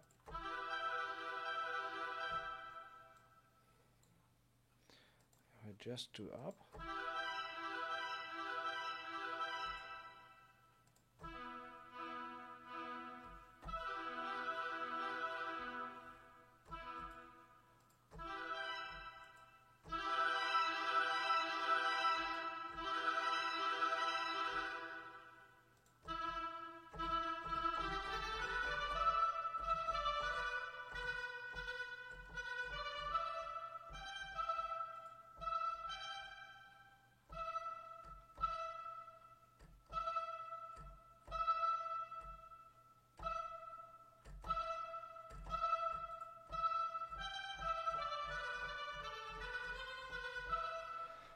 I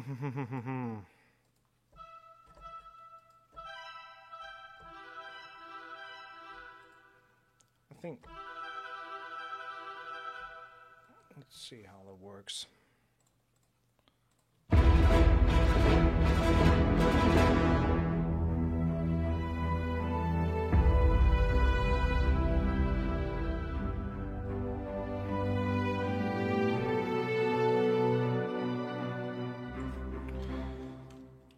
Not too often, just.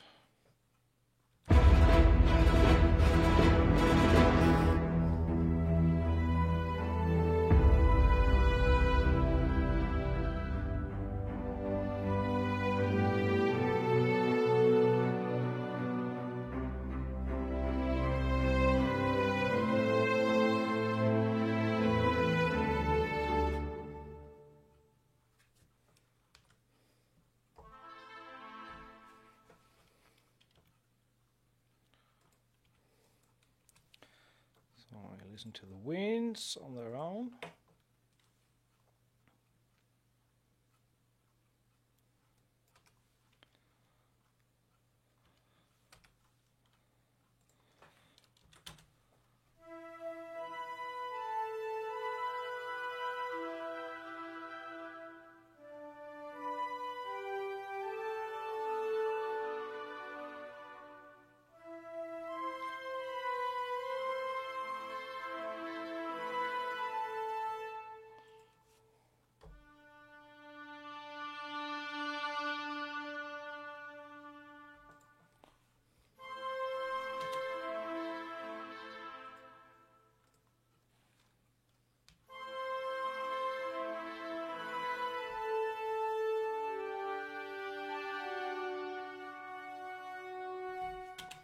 So changing from the arpeggio there to a D. Try to tame the swell a little bit. Niche production, I have complete 10 ultimate. What you recommend I should get next as VSTs for scoring? That's pretty impossible to answer. It depends on what you want to do. If you think of orchestration or orchestra, there's so many ways or routes to go. If you want to do trailer music, you can invest in some stuff like big sounding orchestras, AD Majestica, or orchestral tools, Metropolis Arc. Albion 1 is definitely a good start with a kind of all-round orchestral library. You can do a lot of stuff with that library alone. Got tons of ensemble sounds, not necessarily individual strings. If you want to write for string sections, it's a little bit harder with Albion 1. But Albion 1 is definitely a great starting point if you want to explore orchestral sounds.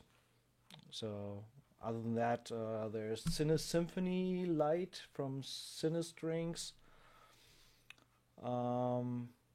Or I think in the upgrade to Complete L11, which just has been released, I think there is what we're talking about here, the Symphony series Lite, I think, is included there. So that might be a starting point. Not really sure if it's worth the upgrade price to K11 just for the Symphony Series Lite, and I'm not really sure what is included. You need to check out the Native Instruments website to compare the Lite version that is included in K11 and the full Symphony Series.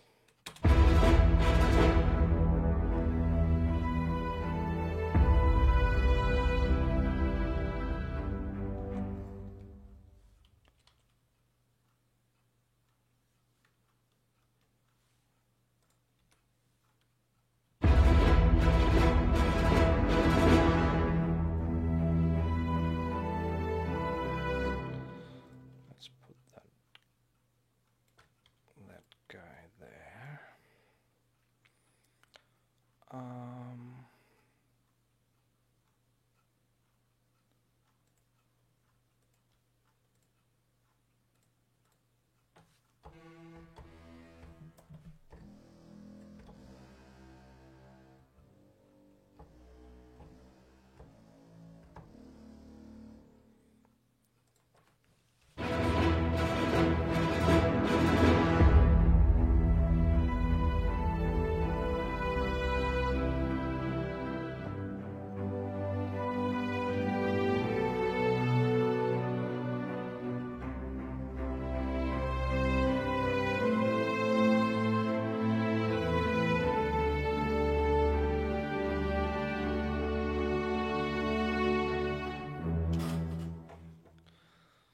just did some bass sound in the woodwinds there.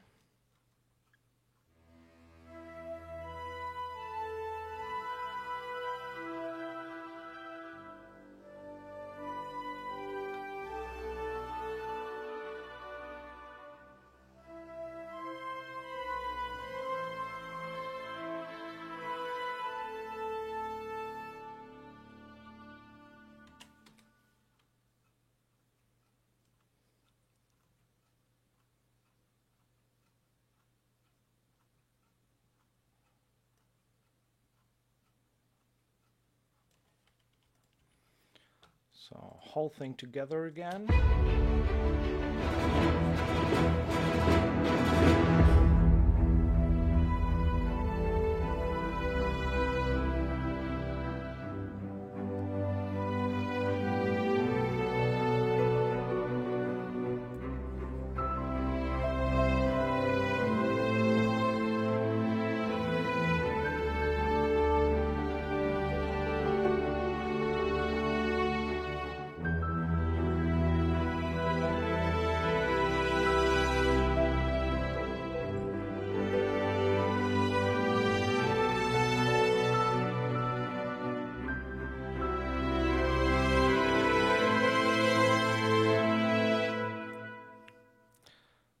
From here, I hear something.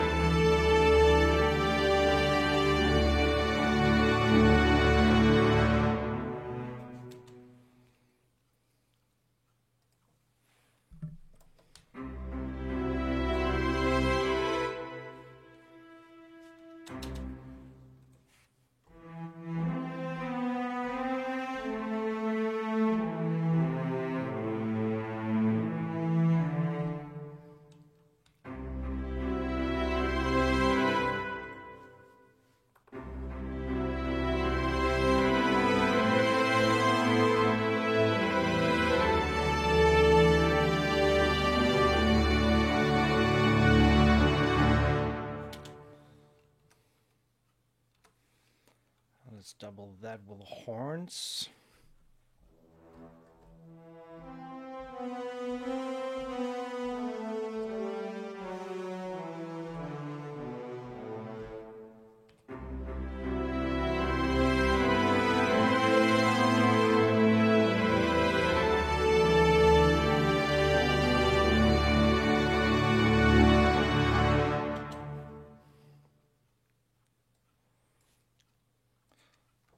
Last part, let's quantize that stuff and cut the last one and bring that into the trombones.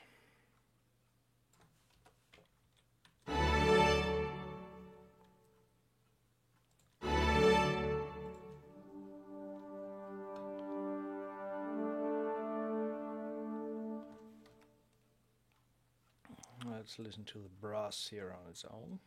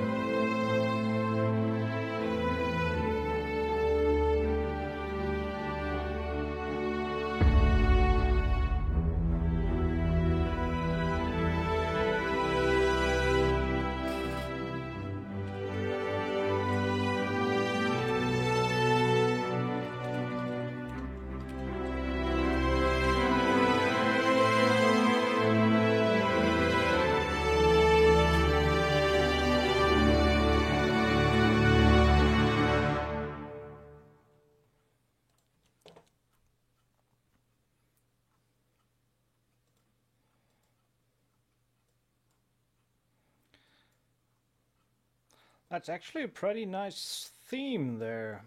Uh, just need to have it two times on repeat, going to do a little break and see where we take it from there, because that's actually the question. Uh, what are we going to do afterwards with it? That's what we have so far.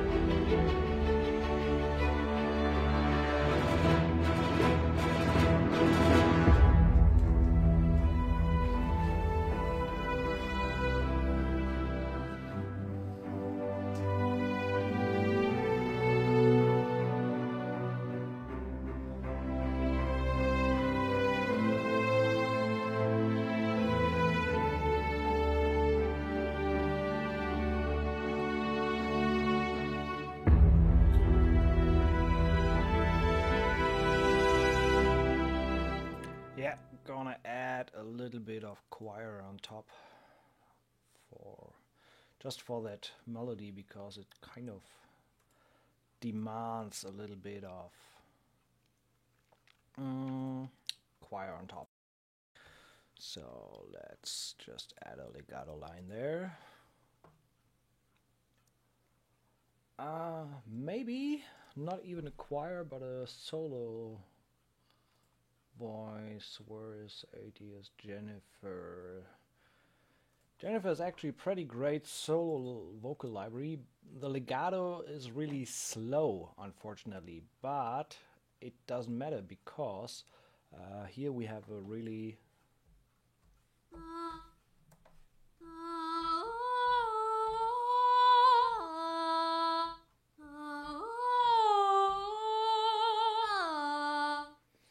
sounds a little bit strange on its own. Some of the legato transitions are a bit too much in my opinion, but if you bake it in reverb,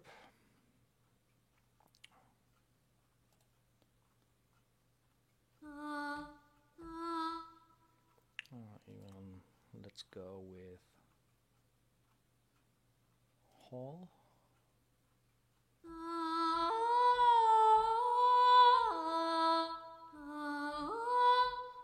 And a little bit of delay.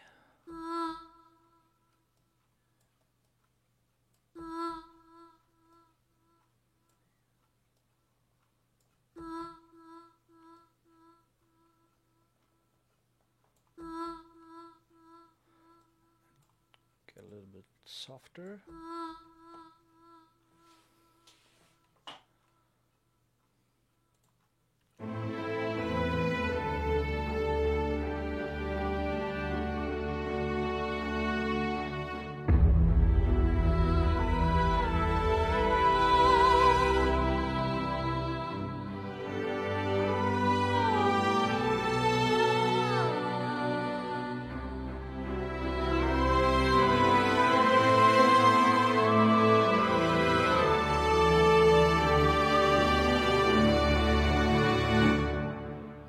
like the last line, but I think it can sound pretty cool. Let's turn off the reverb and use some different reverb there.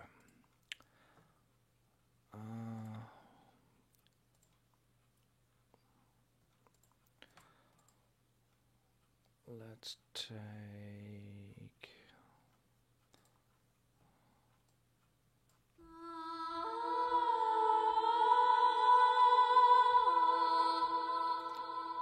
and put a compressor on top.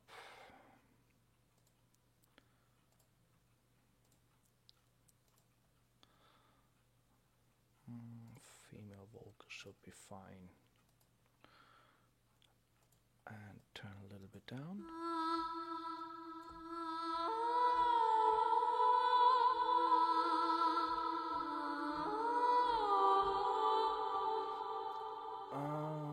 And there are different legato types.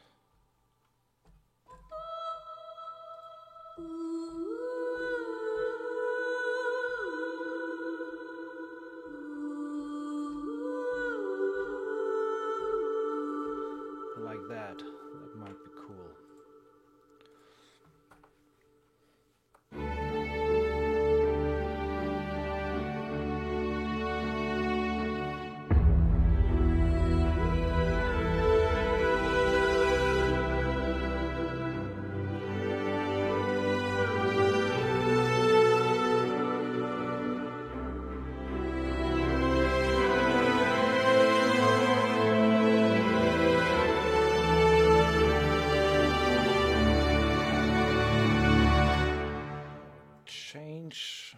First take this and key switch to the A vowel. So starting with U, and then when it gets higher we go to A. So let's check this out.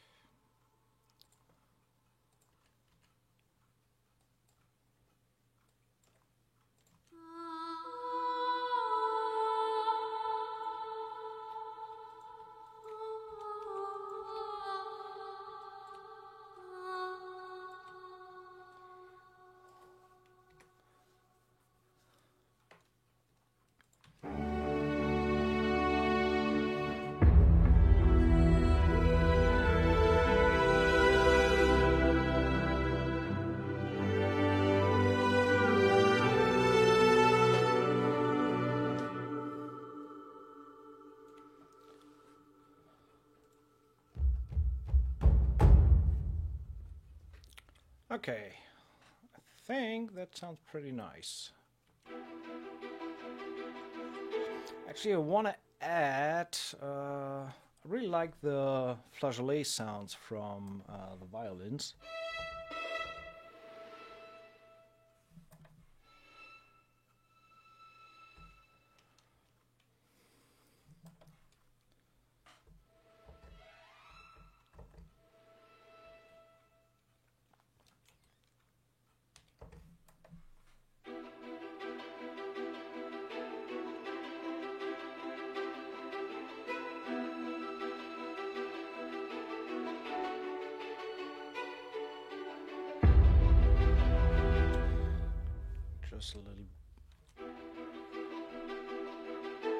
Just a little bit.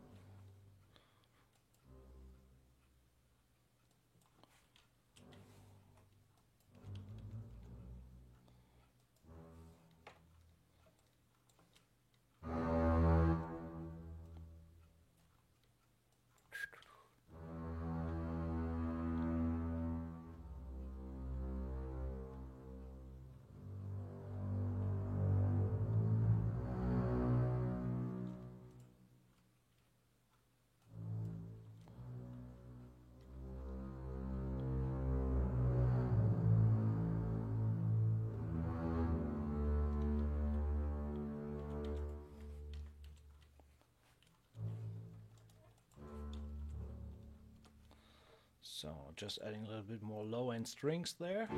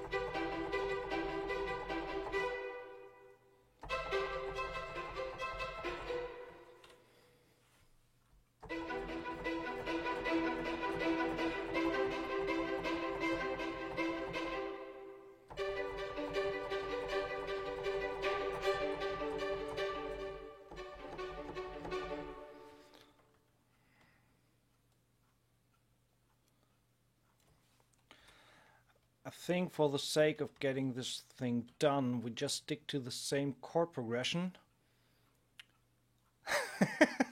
There's no lip from a younger Bolt.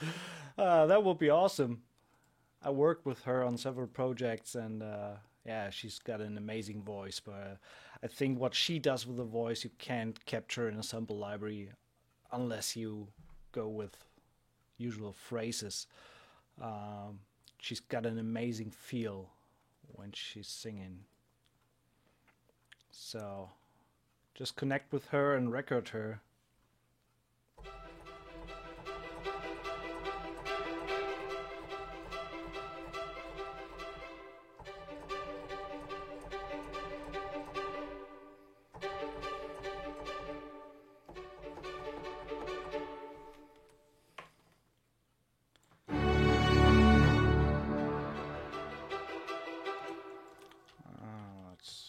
Too soft for a start. I really want to go full throttle here.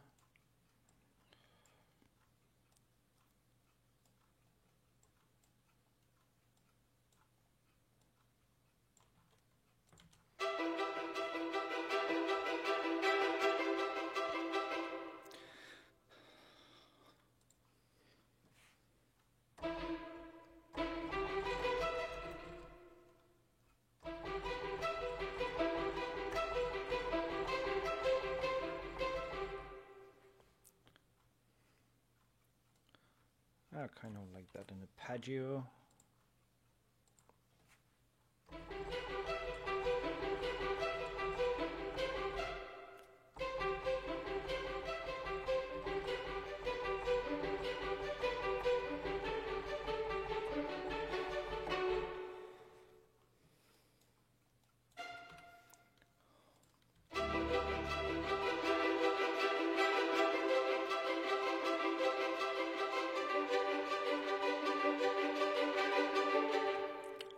Well, the bite is not the problem. You can actually add in that slam control. I was talking about that before.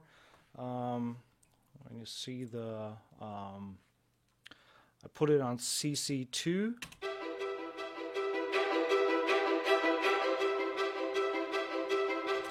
It's kind of an internal compressor, so it really grabs a little bit more of the sound, so you really can make them bitey.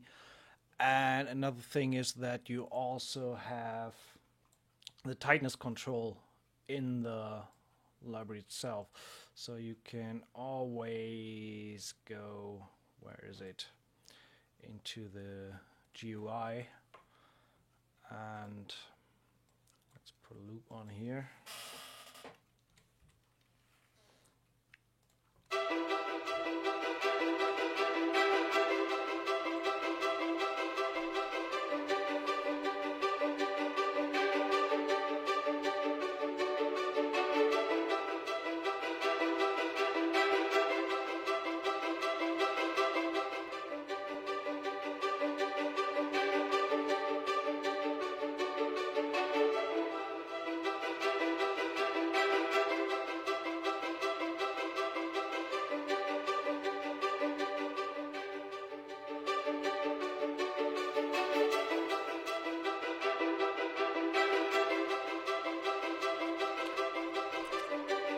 I think they had a tightness knob, but they don't really have. But the slam button actually does a little bit to I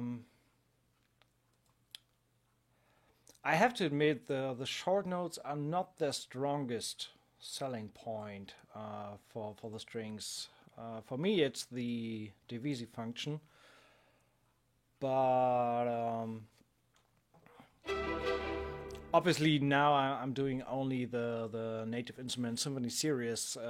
Usually when I work on trailer tracks or whatever, you usually combine libraries. So if you layer them with the Albion or ADO or Metropolis, for example, I could just throw in an instance of the Metropolis octave high spiccatos to layer them on top hop.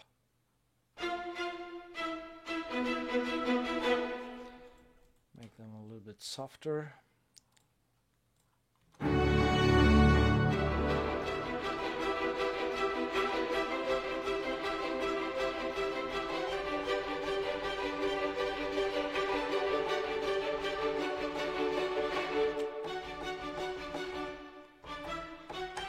So you can easily spice that up with other libraries. I just wanted to stick to the Native Instruments ones. On the other hand, indeed, it was mentioned there that you can randomize the round robins. So it's continued here. If you randomize that, you get a little bit of a different sound there as well.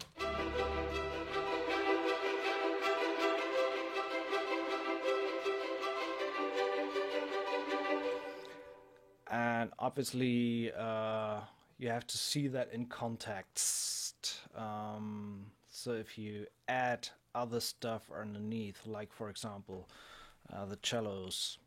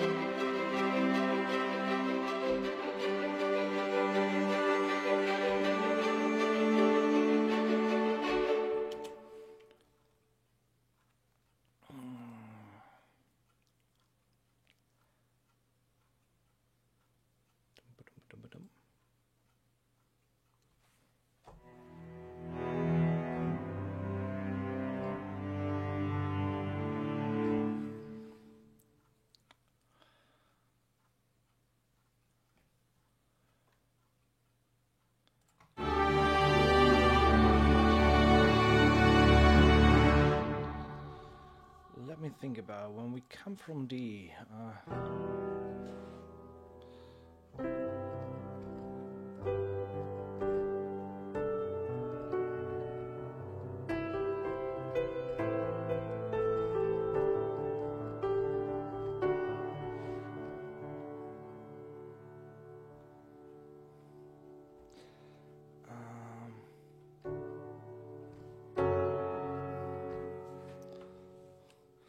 Yeah, I think let's just go one tone higher. Oh, I need a new chair.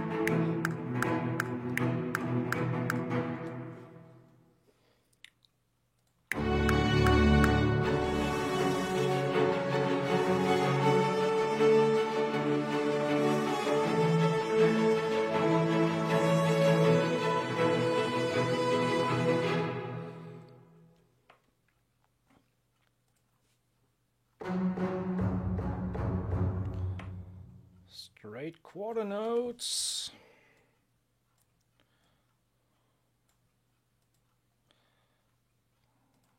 Let's go with 8 notes.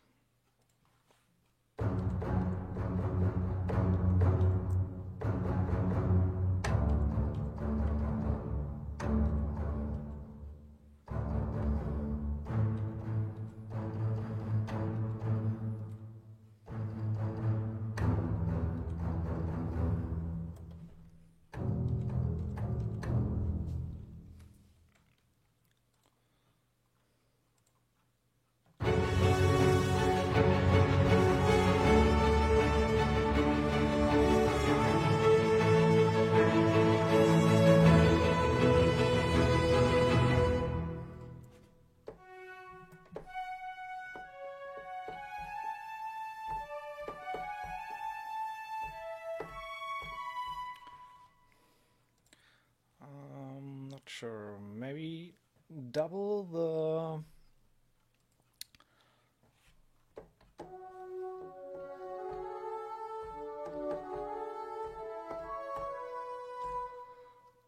horns with bassoons.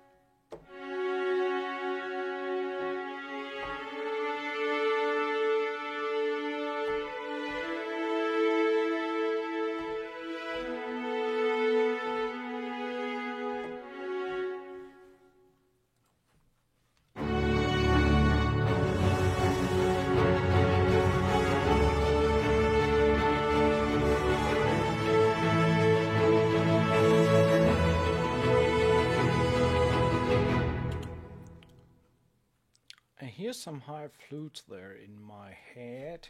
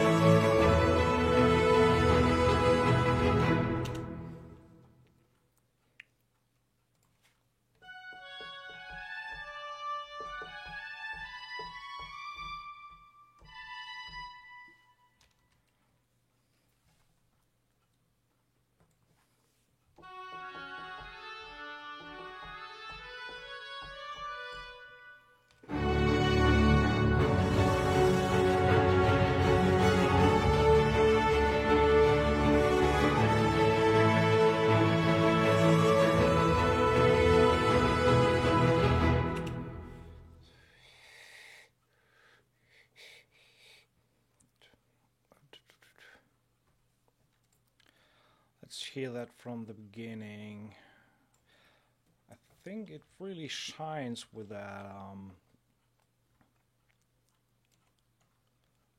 going up a whole tone from E minor to F sharp minor. Let's see how that sounds.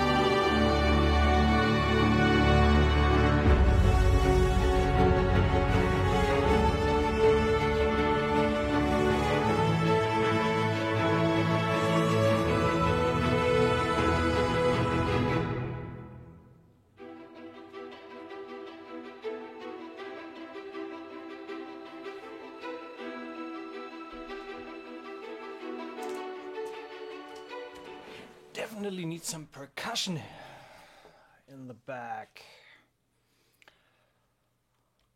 Don't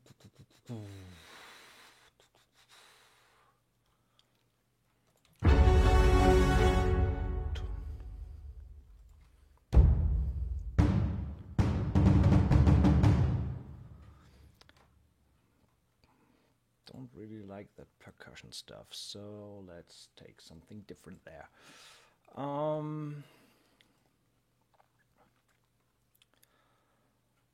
Big percussion, either, well, let's go with Hans Zimmer, doesn't matter. So no, let's go with yeah, Junkie XL mixes.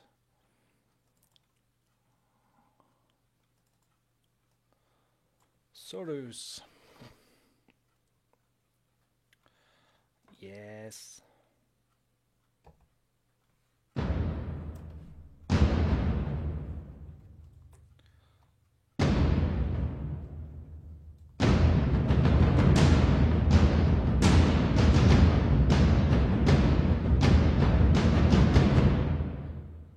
Okay, let's try that. Solo.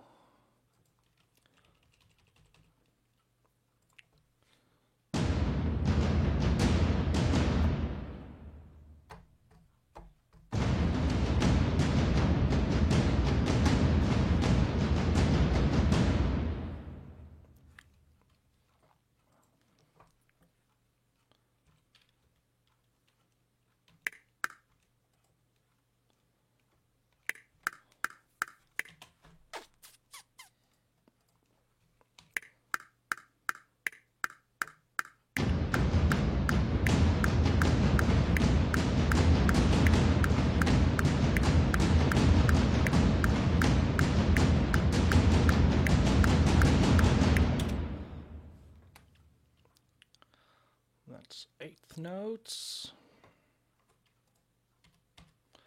Not too hard quantize, besides the first one.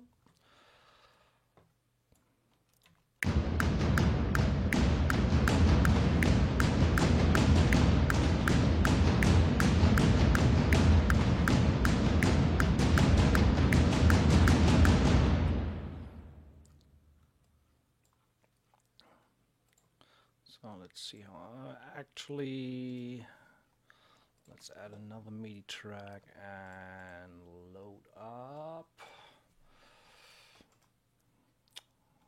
Cine samples, Cineperk, symbols. Loading up these because they have a nice roll feature.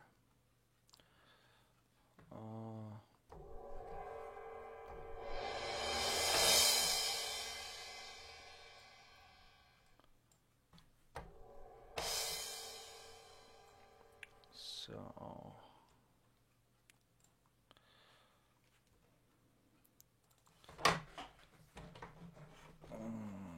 CP symbols, Cineperk.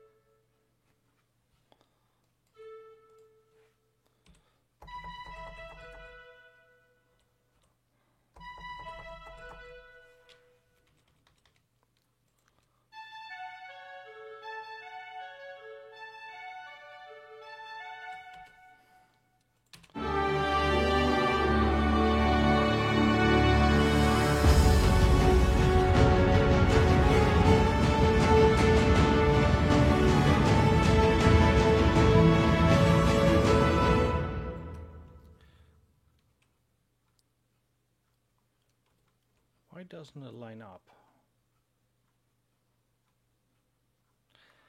Ah, because we have two.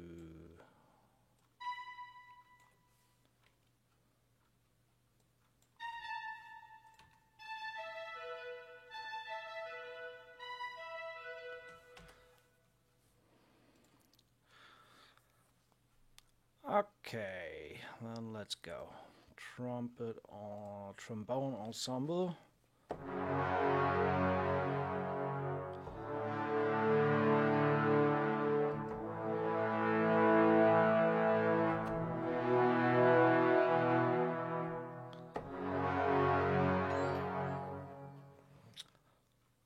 Yeah, live now. Thanks for the sub, Bike Rider.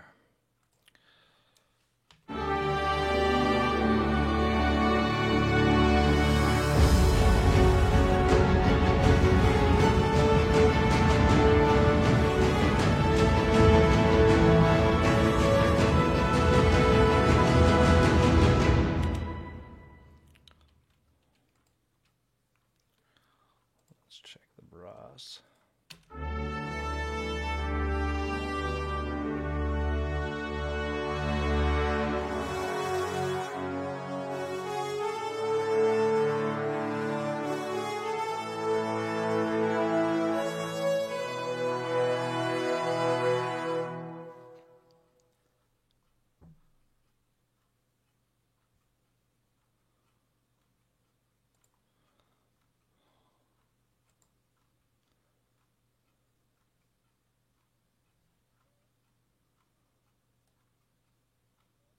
So, one more.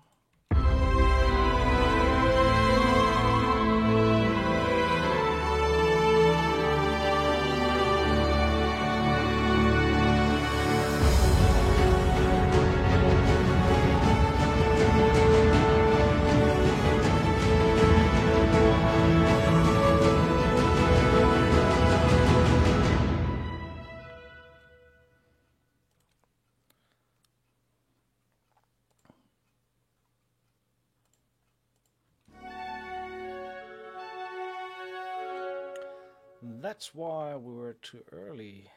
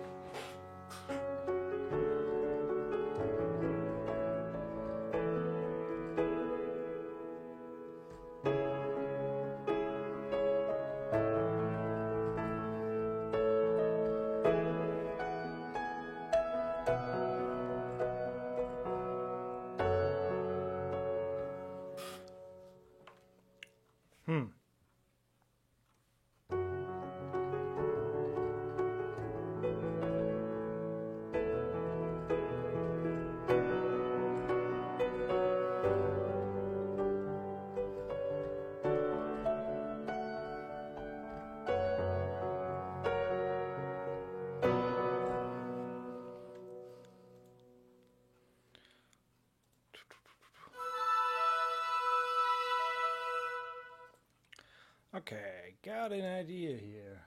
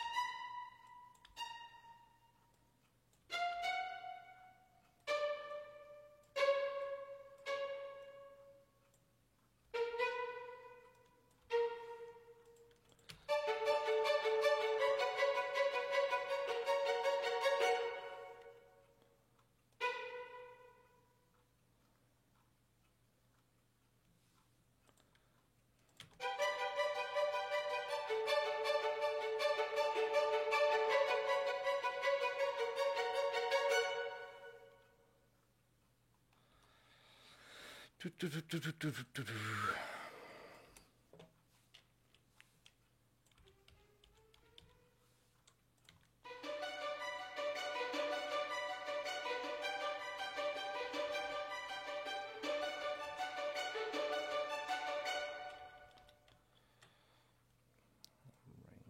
down a little bit to even them out.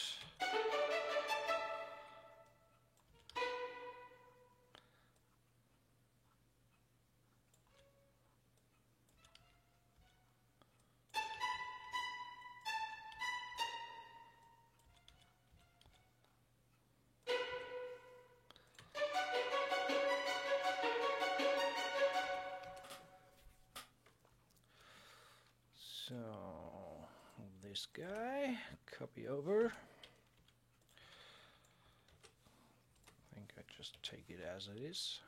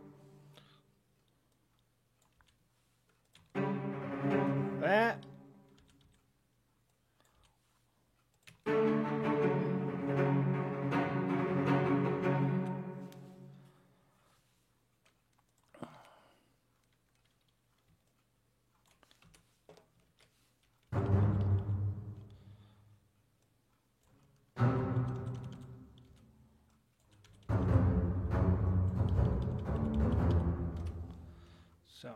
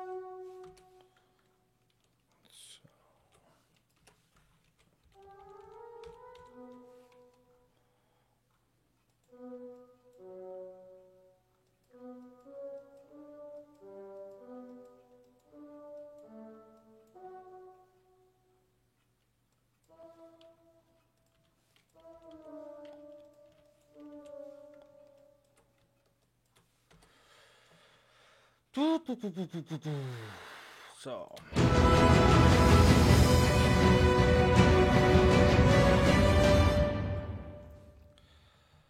double that on the trumpets.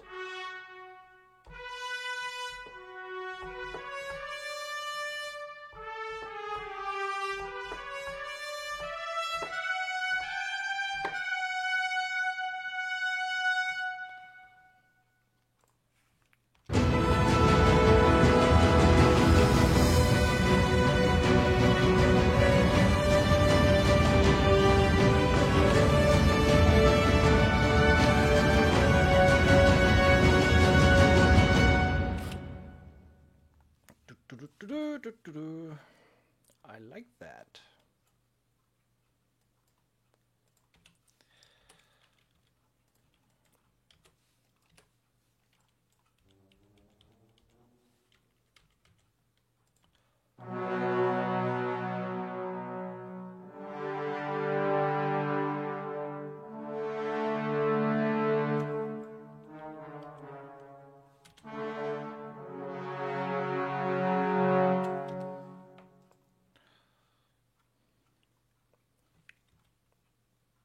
$160.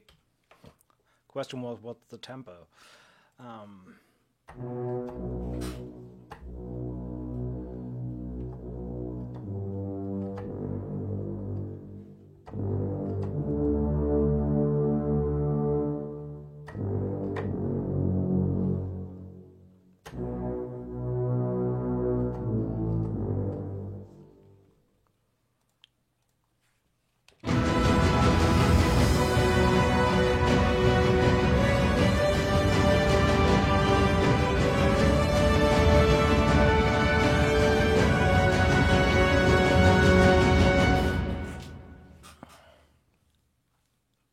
Actually, that belonged there. And get rid of that. And I have to admit, I'm missing a little bit of that nastiness in the low brass in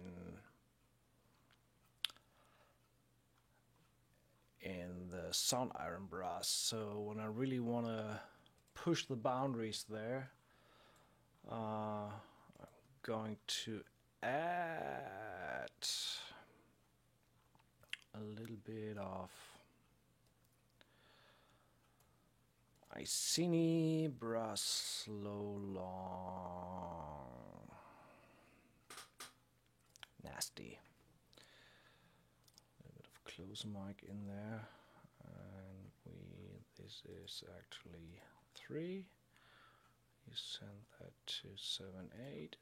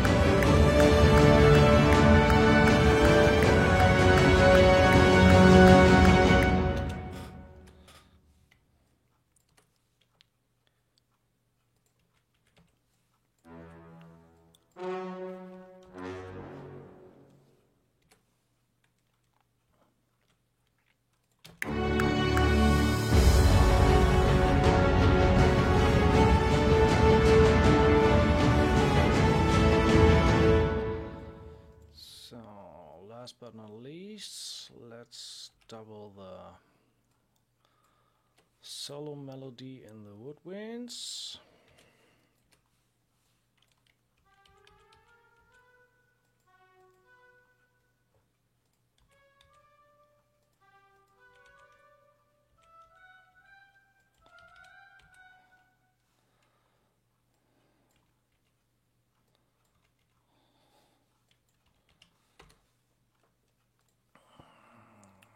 Flutes as well.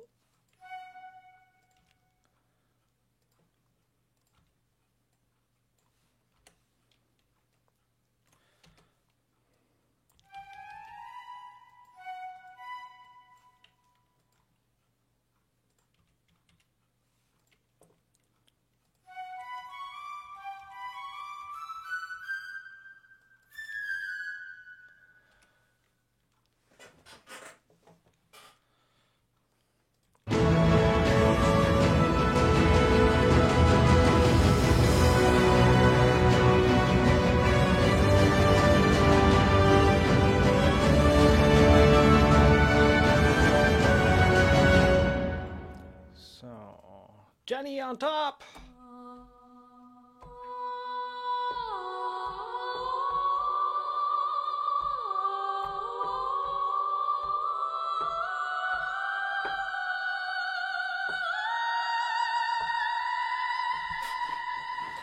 Yeah, getting it finished there.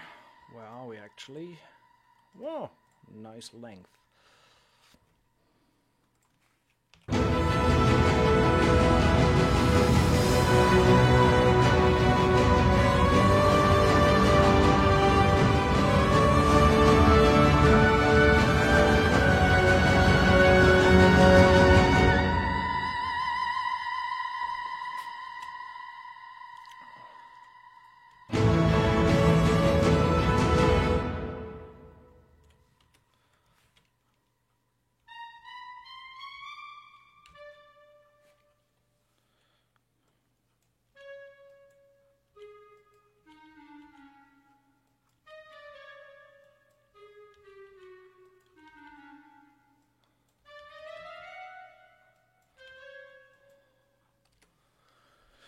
So...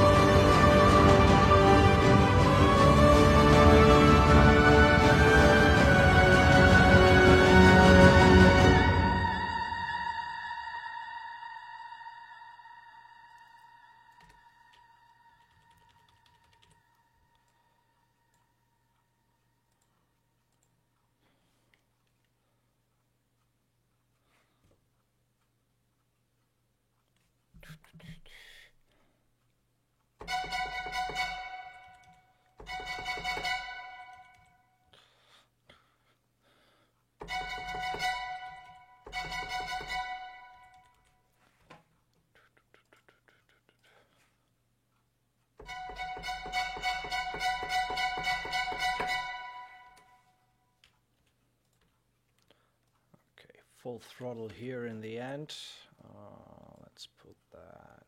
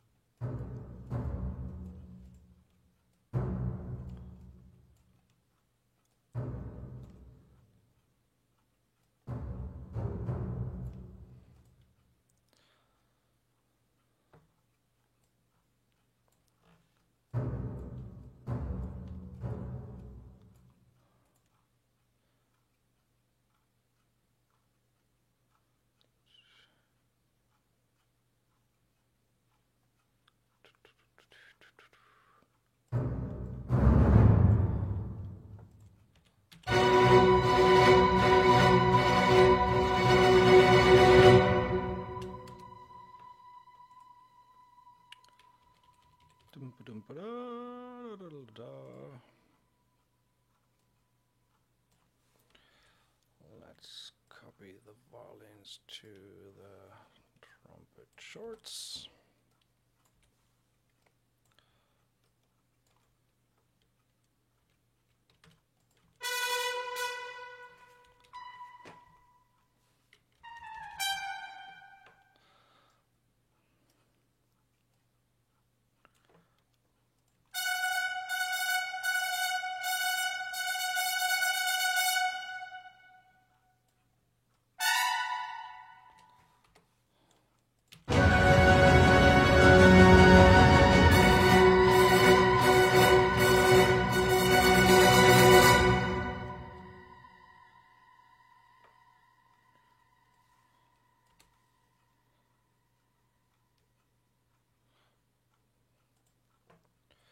So 16th.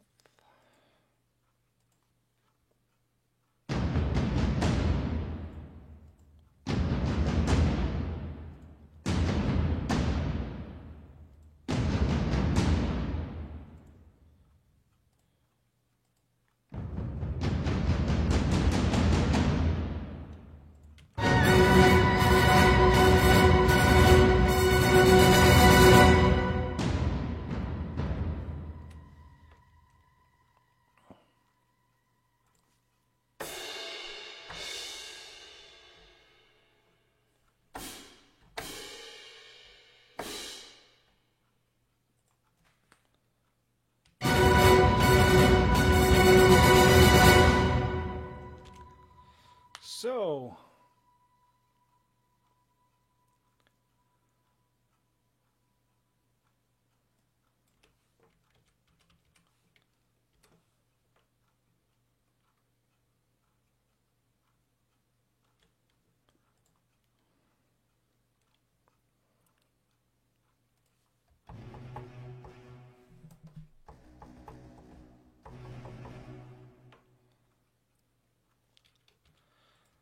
copy the double bass shorts to the low woodwind shorts.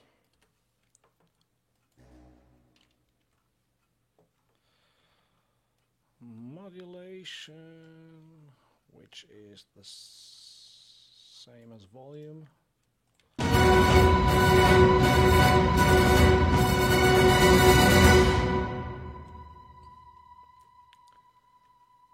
So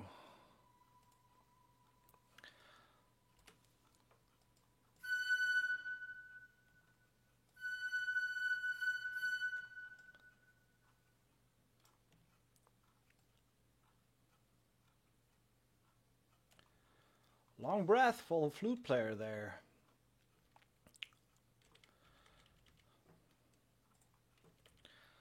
Actually, I need to hear the whole thing.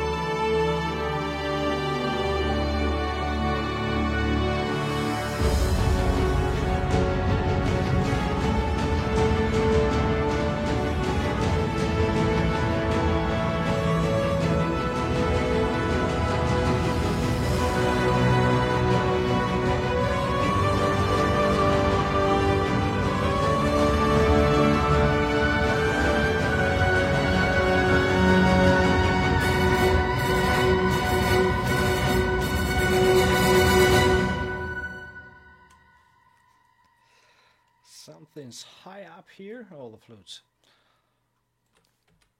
And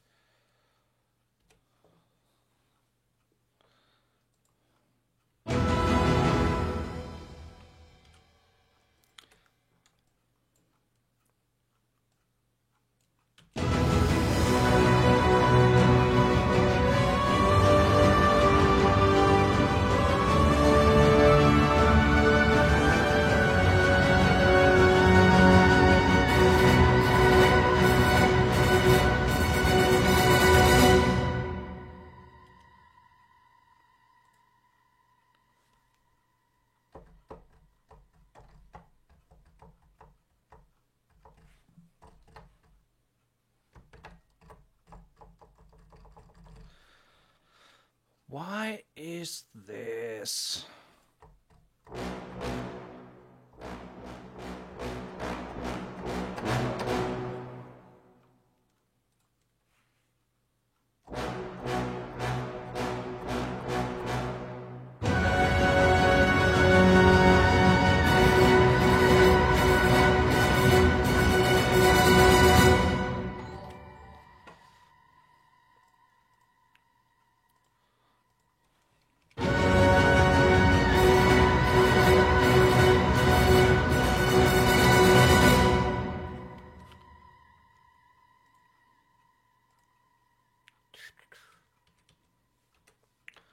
Into the brass alone.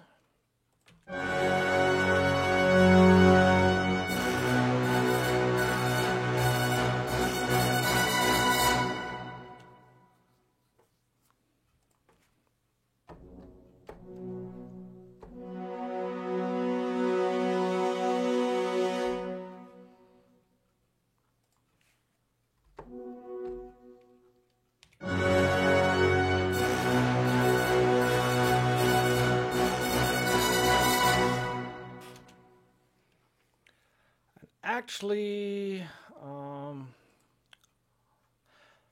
pretty much shooting over the top here, but well, it doesn't matter. Let's load up one instance of Contact 5 and layer the horns with the legato horns from Metropolis Arc. Put them a little bit down and send them to the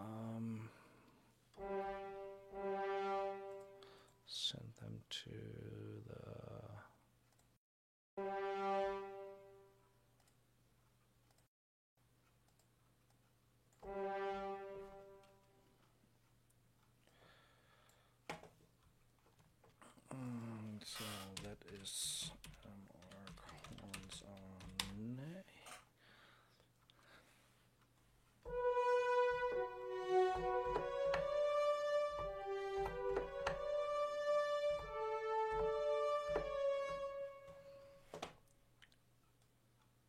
Blasting through.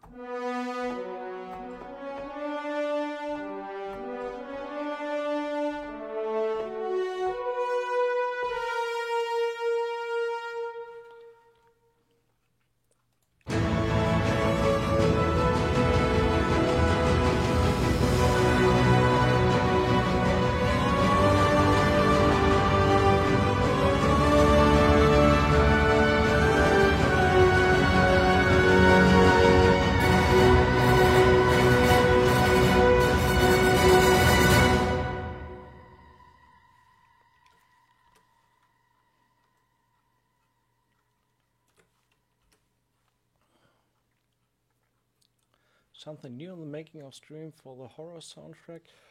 Not yet. So many topics to cover for the stream. It's definitely on the list.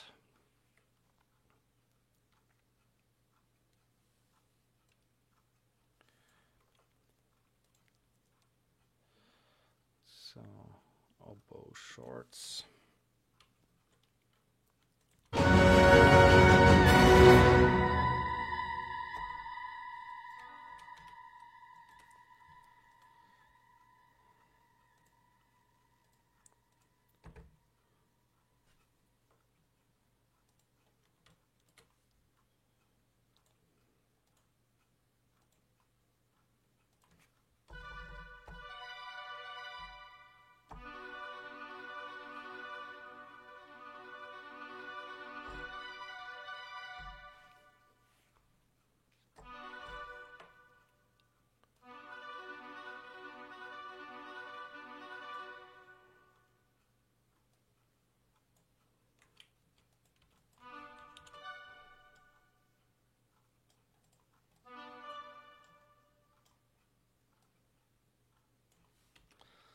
Let's see, that's a little bit 4/3.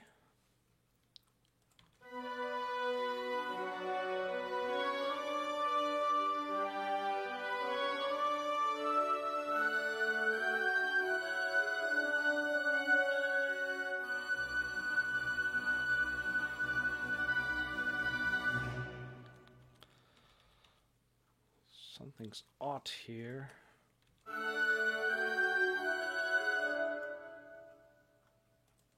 Oh yeah.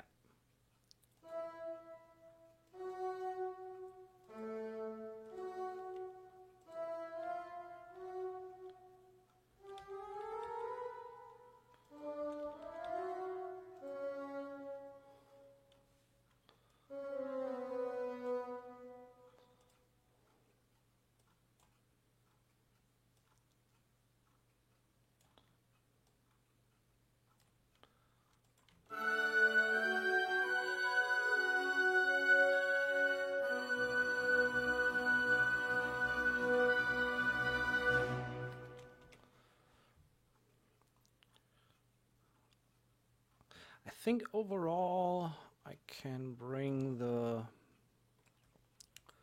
woodwinds a little bit up again. I think I moved them down too far. So once more, let's see what we have.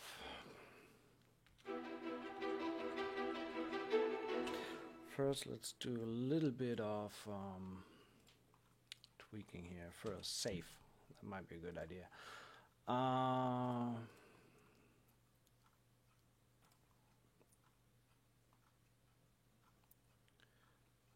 Try to give it a little bit of depth.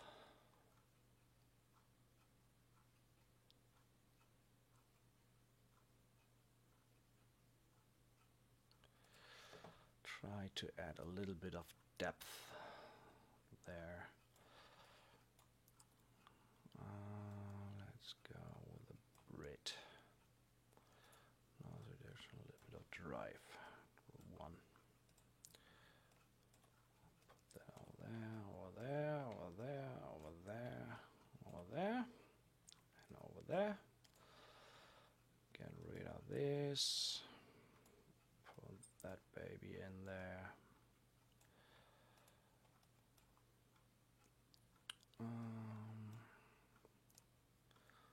Little bit of high and shine, a little bit of oomph, and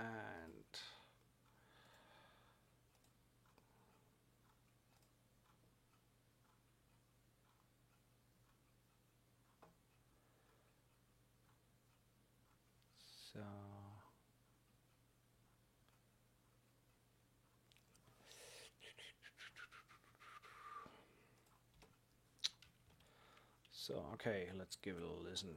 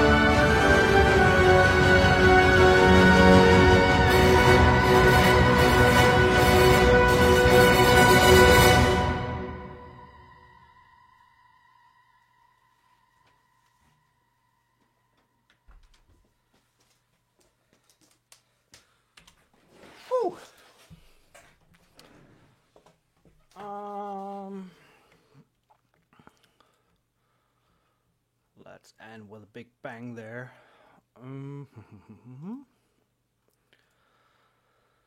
Steer track goes to percussion track. Just importing some stuff from Hybrid Tools 2 because these taiko rolls are epic there.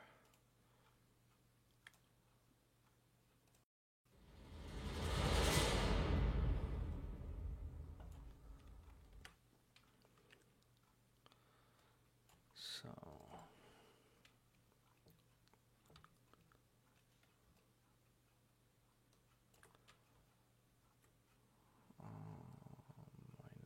-8. Let's check if it's in sync.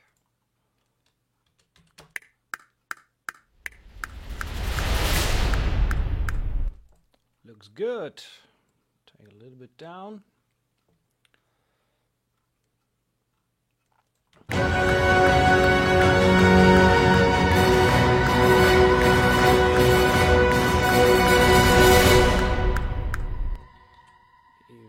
Put that a little bit up. And actually, we need to mute Jenny on that last hit. So let's read this and take it down.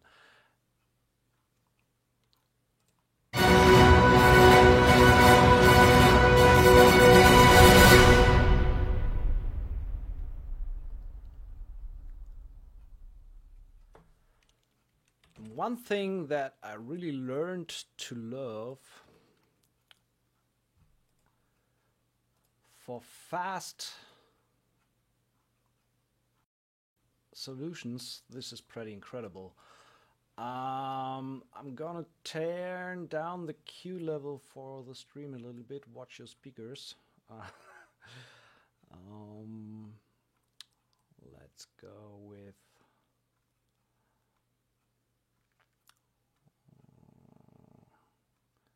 Gentle Giant. That's too much stereo image. A little bit more magic. Push is okay. Low on F sharp is fine. Body, let's take that a little bit down. So yeah, Waves IM Pusher, that's pretty great plugin. And let's see how it sounds now.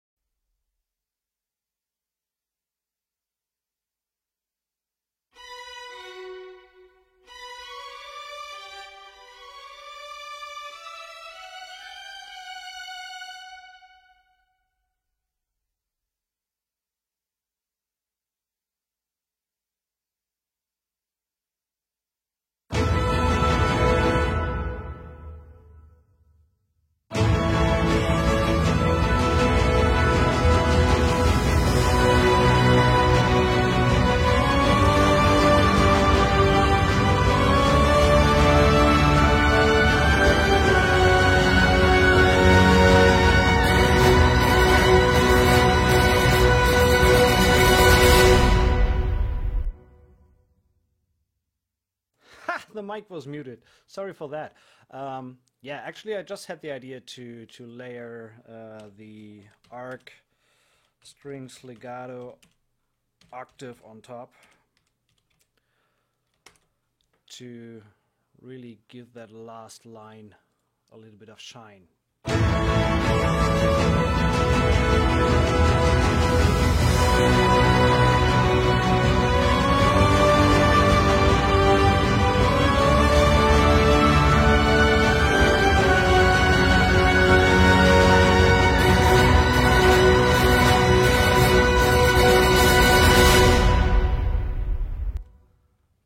Brass is loud and needs to be loud. Well, actually, I might turn down the Iceni brass a little bit.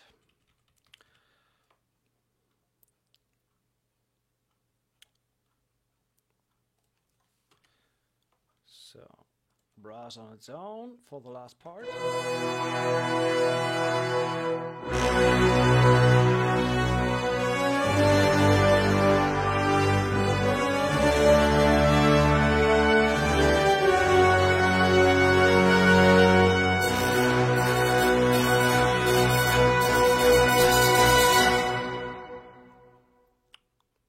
That's fine.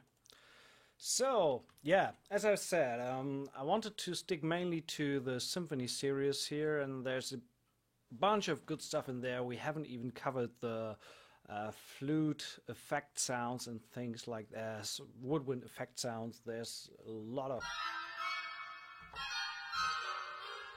stuff in there that's pretty awesome.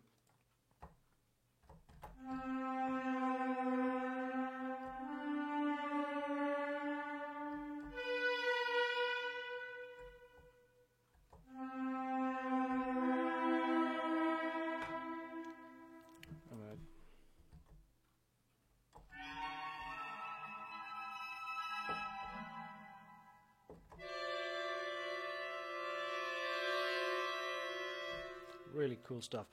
Anyway, I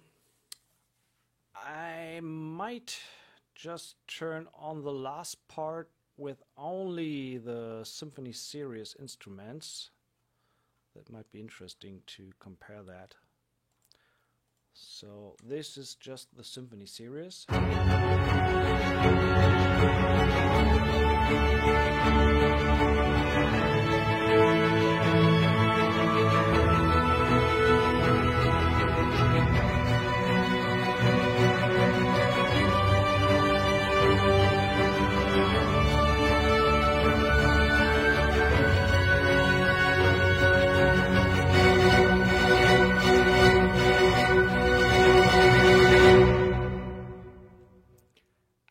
it's not too shabby, so you can get pretty good results with it. And I haven't even touched the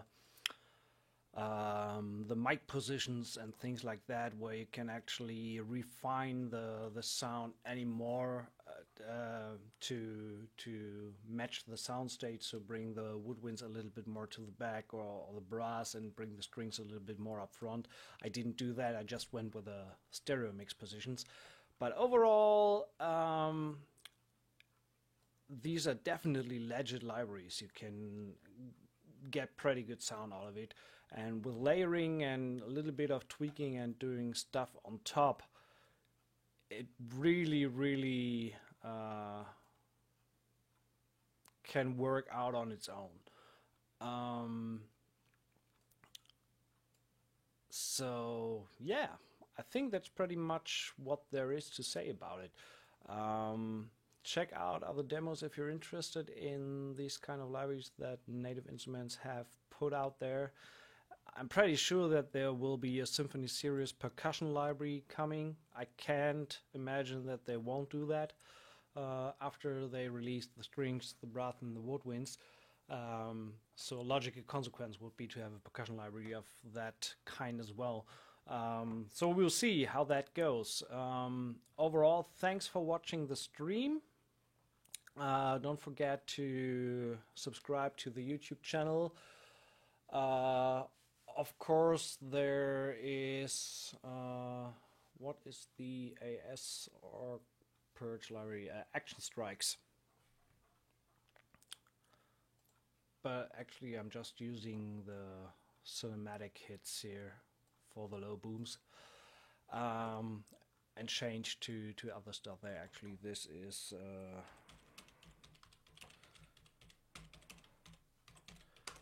the Zimmer Percussion Solos Junkie XL. And yeah, don't forget to subscribe to the YouTube channel. I will upload that stuff. You can also donate. You find the button underneath the stream window. I'd appreciate any kind of support you can give. If not, just share it, tell people about it. The more viewers, the better, to actually get some discussion going. As far as I could tell, there was pretty lot today in the chat window, so I enjoy when you have some fun time talking to each other and throwing around nerdy stuff. Appreciate it. So here's the final, let's save it, final result for today with Native Instruments Symphony Series and a little bit of add-on libraries. If you got a suggestion for a track name, just throw it in the chat window so we can name that thing accordingly. Other than that, good night, thanks for watching, and have a great week.